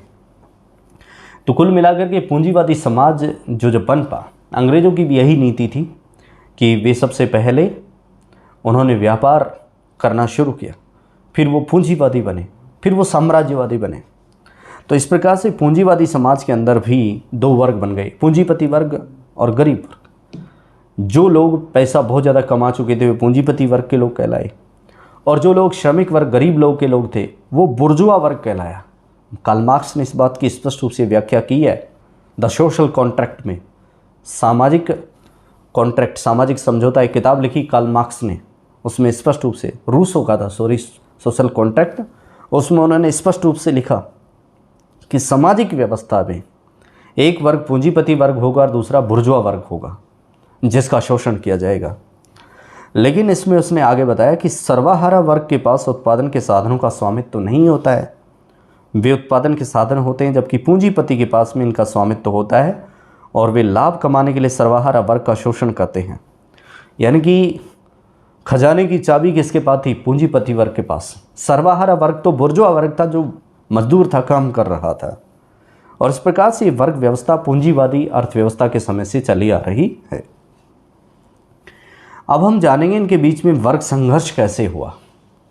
वर्ग संघर्ष, जैसा मैंने अभी आपको बताया कि मजदूर के हितों का जब रक्षा नहीं की जाएगी, मजदूर से अत्यधिक काम के बदले कम उसे पैसा दिया जाएगा, कम उसे मजदूरी दी जाएगी, तो वर्ग संघर्ष उत्पन्न हुआ। और इस वर्ग संघर्ष की अवधारणा को देने वाला प्रसिद्ध समाजशास्त्री था कार्ल मार्क्स। मार्क्स ने वर्ग संघर्ष का अवधारणा की सिद्धांत ऑगस्टिन से ली, और उन्होंने माना कि प्रत्येक युग और प्रत्येक समाज में 2 वर्ग हमेशा विरोधी रहे हैं। एक पूंजीपति वर्ग, दूसरा सर्वहारा वर्ग। एक अमीर वर्ग, दूसरा गरीब वर्ग। एक दूसरे के प्रति पूंजी के आधार पर हमेशा विरोधी रहे हैं। और इन दोनों वर्गों को, एक को तो शोषक कहा गया, एक को शोषित, जो मैंने आपको पूर्वतः बताया है। और ये दोनों परस्पर संघर्षशील रहे हैं। और हमारी सामाजिक व्यवस्था में दोनों ही वर्गों के बीच में संघर्ष उत्पन्न होता रहा है, और इस संघर्ष का मुख्य कारण है उत्पादन के साधनों का स्वामित्व। दोनों ही वर्ग उत्पादन के साधनों पर अपना अधिकार जमाते हुए संघर्ष करते हैं। सर्वहारा वर्ग भी ये कहता है कि मैं जिन साधनों के दम पर उत्पादकता कर रहा हूँ, उत्पादन कर रहा हूँ, क्या वे मशीनें मेरी नहीं हैं? क्या वे तौर तरीके मेरे नहीं हैं? लेकिन पूंजीपति क्या कहते हैं? नहीं, ये मशीनें, ये तंत्र हमारा है, तुम सिर्फ हमारे मजदूर हो। इसलिए उनके बीच में क्या होता है? संघर्ष होता है। यही कारण है कि कार्ल मार्क्स मानते हैं कि वर्गों के निर्माण से संघर्ष प्रारंभ नहीं होता, वरंतु एक चरण ऐसा होता है जब विभिन्न प्रकार के वर्ग जन्म लेते हैं और जब उनमें वर्ग चेतना आती है तो उनका शोषण दिखाई देता है। यानी कि किसी भी वर्ग का व्यक्ति जब अपने अधिकारों, कर्तव्यों और हितों को जानने लग जाएगा, यानी कि जब उसमें वर्ग चेतना का विकास होगा, तो फिर वो धीरे धीरे संघर्ष करेगा। इसलिए इसे वर्ग संघर्ष का नाम दिया गया। कार्ल मार्क्स के अनुसार पूंजीवादी व्यवस्था के बाद आधुनिक साम्यवादी युग आएगा, जिसमें समाज में न कोई वर्ग होगा, न मानव से किसी प्रकार का भेदभाव। अब रूस के अंदर साम्यवाद की क्रांति हुई, और साम्यवाद की क्रांति के संबंध में कार्ल मार्क्स का ये मानना था कि साम्यवाद क्या है? साम्यवाद कम्युनिज्म, जिसमें ना कोई गरीब है ना कोई अमीर है। कार्ल मार्क्स ने कहा था साम्यवाद के संबंध में कि जो गरीब है उसको उठाओ, अमीर है उसको दबाओ, अमीर का पैसा छीनो, अमीर की संपत्ति छीनो और गरीबों के बीच में बांट दो। इससे अमीर अमीर नहीं होगा और गरीब नहीं होगा, बल्कि दोनों एक समान तल पे आ जाएंगे। और इस युग को साम्यवादी युग का नाम दिया गया, जिसमें सभी बराबर हों। इसलिए कार्ल मार्क्स ने कहा था कि आधुनिक साम्यवाद में उत्पादन के साधनों पर या उत्पादन पर सभी का बराबर अधिकार होगा। ना तो कोई मालिक होगा ना कोई मजदूर होगा, दोनों बराबर होंगे। दोनों का उत्पादन के साधनों पर अधिकार होगा, उत्पादन पर अधिकार होगा, चाहे वह मालिक हो चाहे वह मजदूर हो। और फिर उन्होंने एक नारा दिया था कि दुनिया के मजदूरों एक हो जाओ, तुम्हारे पास बेड़ियों को खोने के अतिरिक्त कुछ नहीं है। यह वक्तव्य किसका था? कार्ल मार्क्स का था। इस प्रकार से कार्ल मार्क्स ने वर्ग संघर्ष का सिद्धांत देते हुए स्पष्ट किया, जिसके माध्यम से कहा कि वर्गहीन और राज्यविहीन समाज की स्थापना होनी चाहिए। अगर समाज हो तो उसमें वर्ग नहीं होने चाहिए। वर्ग होता है जो संघर्ष को जन्म देता है, वर्ग है जो भेदभाव को जन्म देता है, वर्ग है जो समाज की उन्नति को रोकता है। इसलिए कार्ल मार्क्स ने कहा कि सभी को समाप्त कर दो। एक समाज ऐसा हो जो वर्ग विहीन हो, जिसमें सभी के लोकतांत्रिक मूल्यों की रक्षा हो, सभी को बराबरी का हक हो। अब कुछ कंसेप्ट हम पढ़ेंगे इतना पढ़ने के बाद में कि क्या जाति एक समुदाय है? Is caste a community? क्या जाति एक समुदाय है? किसी भी जाति में समुदाय की कुछ विशेषताएं पाई जाती हैं। यह व्यक्तियों का ऐसा समूह होता है जिसमें अपने सदस्यों के प्रति कुछ मात्रा में हम की भावना या सामुदायिक भावना होती है। जैसे मान लीजिए मेरा जन्म क्षत्रिय कौम में हुआ है, क्षत्रिय, तो मैं क्षत्रिय वर्ग के हितों की रक्षा के लिए कार्य करूँगा। मेरे अंदर ऑटोमेटिक एक स्वचालित भावना रहेगी कि मैं फलां कास्ट से हूँ, मैं फलां वर्ग से हूँ। इस प्रकार से प्रत्येक जाति का अपना एक विशिष्ट नाम होता है। हर एक जाति अपने आप को विशिष्ट रूप में मानती है। वह विशिष्ट हित या उद्देश्य को लेकर नहीं, बल्कि अपने सामान्य हितों को लेकर कार्य करती है। एक जाति अपने सामान्य हितों के लिए निरंतर प्रयत्नशील रहती है। उसके अपने कुछ सामान्य नियम होते हैं हर एक जाति अथवा वर्ग के। उसके व्यवहारों को नियंत्रित करने के कुछ तौर तरीके होते हैं, और इन्हीं आधार पर लोग जाति को एक समुदाय मानते हैं। क्यों? क्योंकि उनमें अपनी जाति अथवा वर्ग के प्रति कुछ विशिष्ट भावनाएं होती हैं, कुछ विशिष्ट हित जुड़े हुए होते हैं, एक लगाव होता है। परंतु एक समुदाय का प्रमुख आधार जो होता है वह एक निश्चित भौगोलिक क्षेत्र के रूप में जाना जा सकता है। अब जाति और वर्ग समुदाय के अंदर एक अंतर है। जाति ठीक है, अपने आप के अंदर जिस व्यक्ति का जन्म जिस जाति में हुआ वह उसके लिए कार्य करेगा, लेकिन एक समुदाय होता है विशेष स्थान पर निवास करने वाला वर्ग। जैसे भील समुदाय है, एक भील एक क्या है? समुदाय है, जो राजस्थान के बांसवाड़ा, डूंगरपुर, उदयपुर, सिरोही जैसे ज़िलों में पाए जाते हैं, प्रतापगढ़। एक निश्चित भौगोलिक क्षेत्र हो गया, भौगोलिक दृष्टि से विभाजन हुआ, उदयपुर, चित्तौड़गढ़, बांसवाड़ा, यहाँ पर ये विभाजित क्षेत्र है, इसमें इनका जन्म हुआ है। ठीक है। और समुदाय के लिए एक निश्चित भौगोलिक क्षेत्र का होना आवश्यक है, एक निश्चित भौगोलिक क्षेत्र में वे पाए जाते हैं। लेकिन जाति के लिए ऐसा कुछ नहीं है। जैसे अपने गाँव के अंदर कितनी जातियाँ पाई जाती हैं? 36 जाति के लोग पाए जाते हैं एक ही गाँव में। उनके लिए ऐसा तो है नहीं कि भाई ब्राह्मणों को तो भेज दो गंगानगर और जाटों को भेज दो मारवाड़ में, जोधपुर, या बेचारे एससी समुदाय को भेज दीजिए आप 12 में। ऐसा नहीं है। जाति का कोई निश्चित भौगोलिक क्षेत्र नहीं होता है, लेकिन समुदाय का निश्चित रूप से भौगोलिक क्षेत्र होता है। जैसे बिश्नोई समाज हमारे समाज के अंदर हमारी सामाजिक व्यवस्था में कहाँ मिलता है? जोधपुर बीकानेर क्षेत्र में ज़्यादा मिलता है, एक निश्चित भौगोलिक क्षेत्र में पाया जाता है ना। इसी प्रकार से एससी समुदाय सबसे ज़्यादा कहाँ पाया जाता है हमारे राजस्थान में? जैसे भरतपुर में पाया जाता है, ठीक है। इसी प्रकार से मीणा जनजाति कहाँ पाई जाती है सर्वाधिक? निश्चित भौगोलिक क्षेत्र कौन सा? दौसा है, करौली है, सवाई माधोपुर है, इस तरफ। तो निश्चित भौगोलिक क्षेत्र में एक निश्चित समुदाय पाया जाता है, एक निश्चित जाति नहीं। प्रसिद्ध समाजशास्त्री मैकाइवर ने भी जातियों को इसी प्रकार से समझाया कि एक जाति जो होती है वह किसी निश्चित भौगोलिक क्षेत्र से संबंध नहीं रखती है, बल्कि एक समुदाय एक निश्चित भौगोलिक क्षेत्र से संबंधित होता है। इस प्रकार से हम समझ सकते हैं कि जाति एक व्यवस्था अलग है, समुदाय एक व्यवस्था अलग है। समुदाय के अंदर से जातियों का जन्म हुआ है, ना कि जाति से समुदाय विशेष का।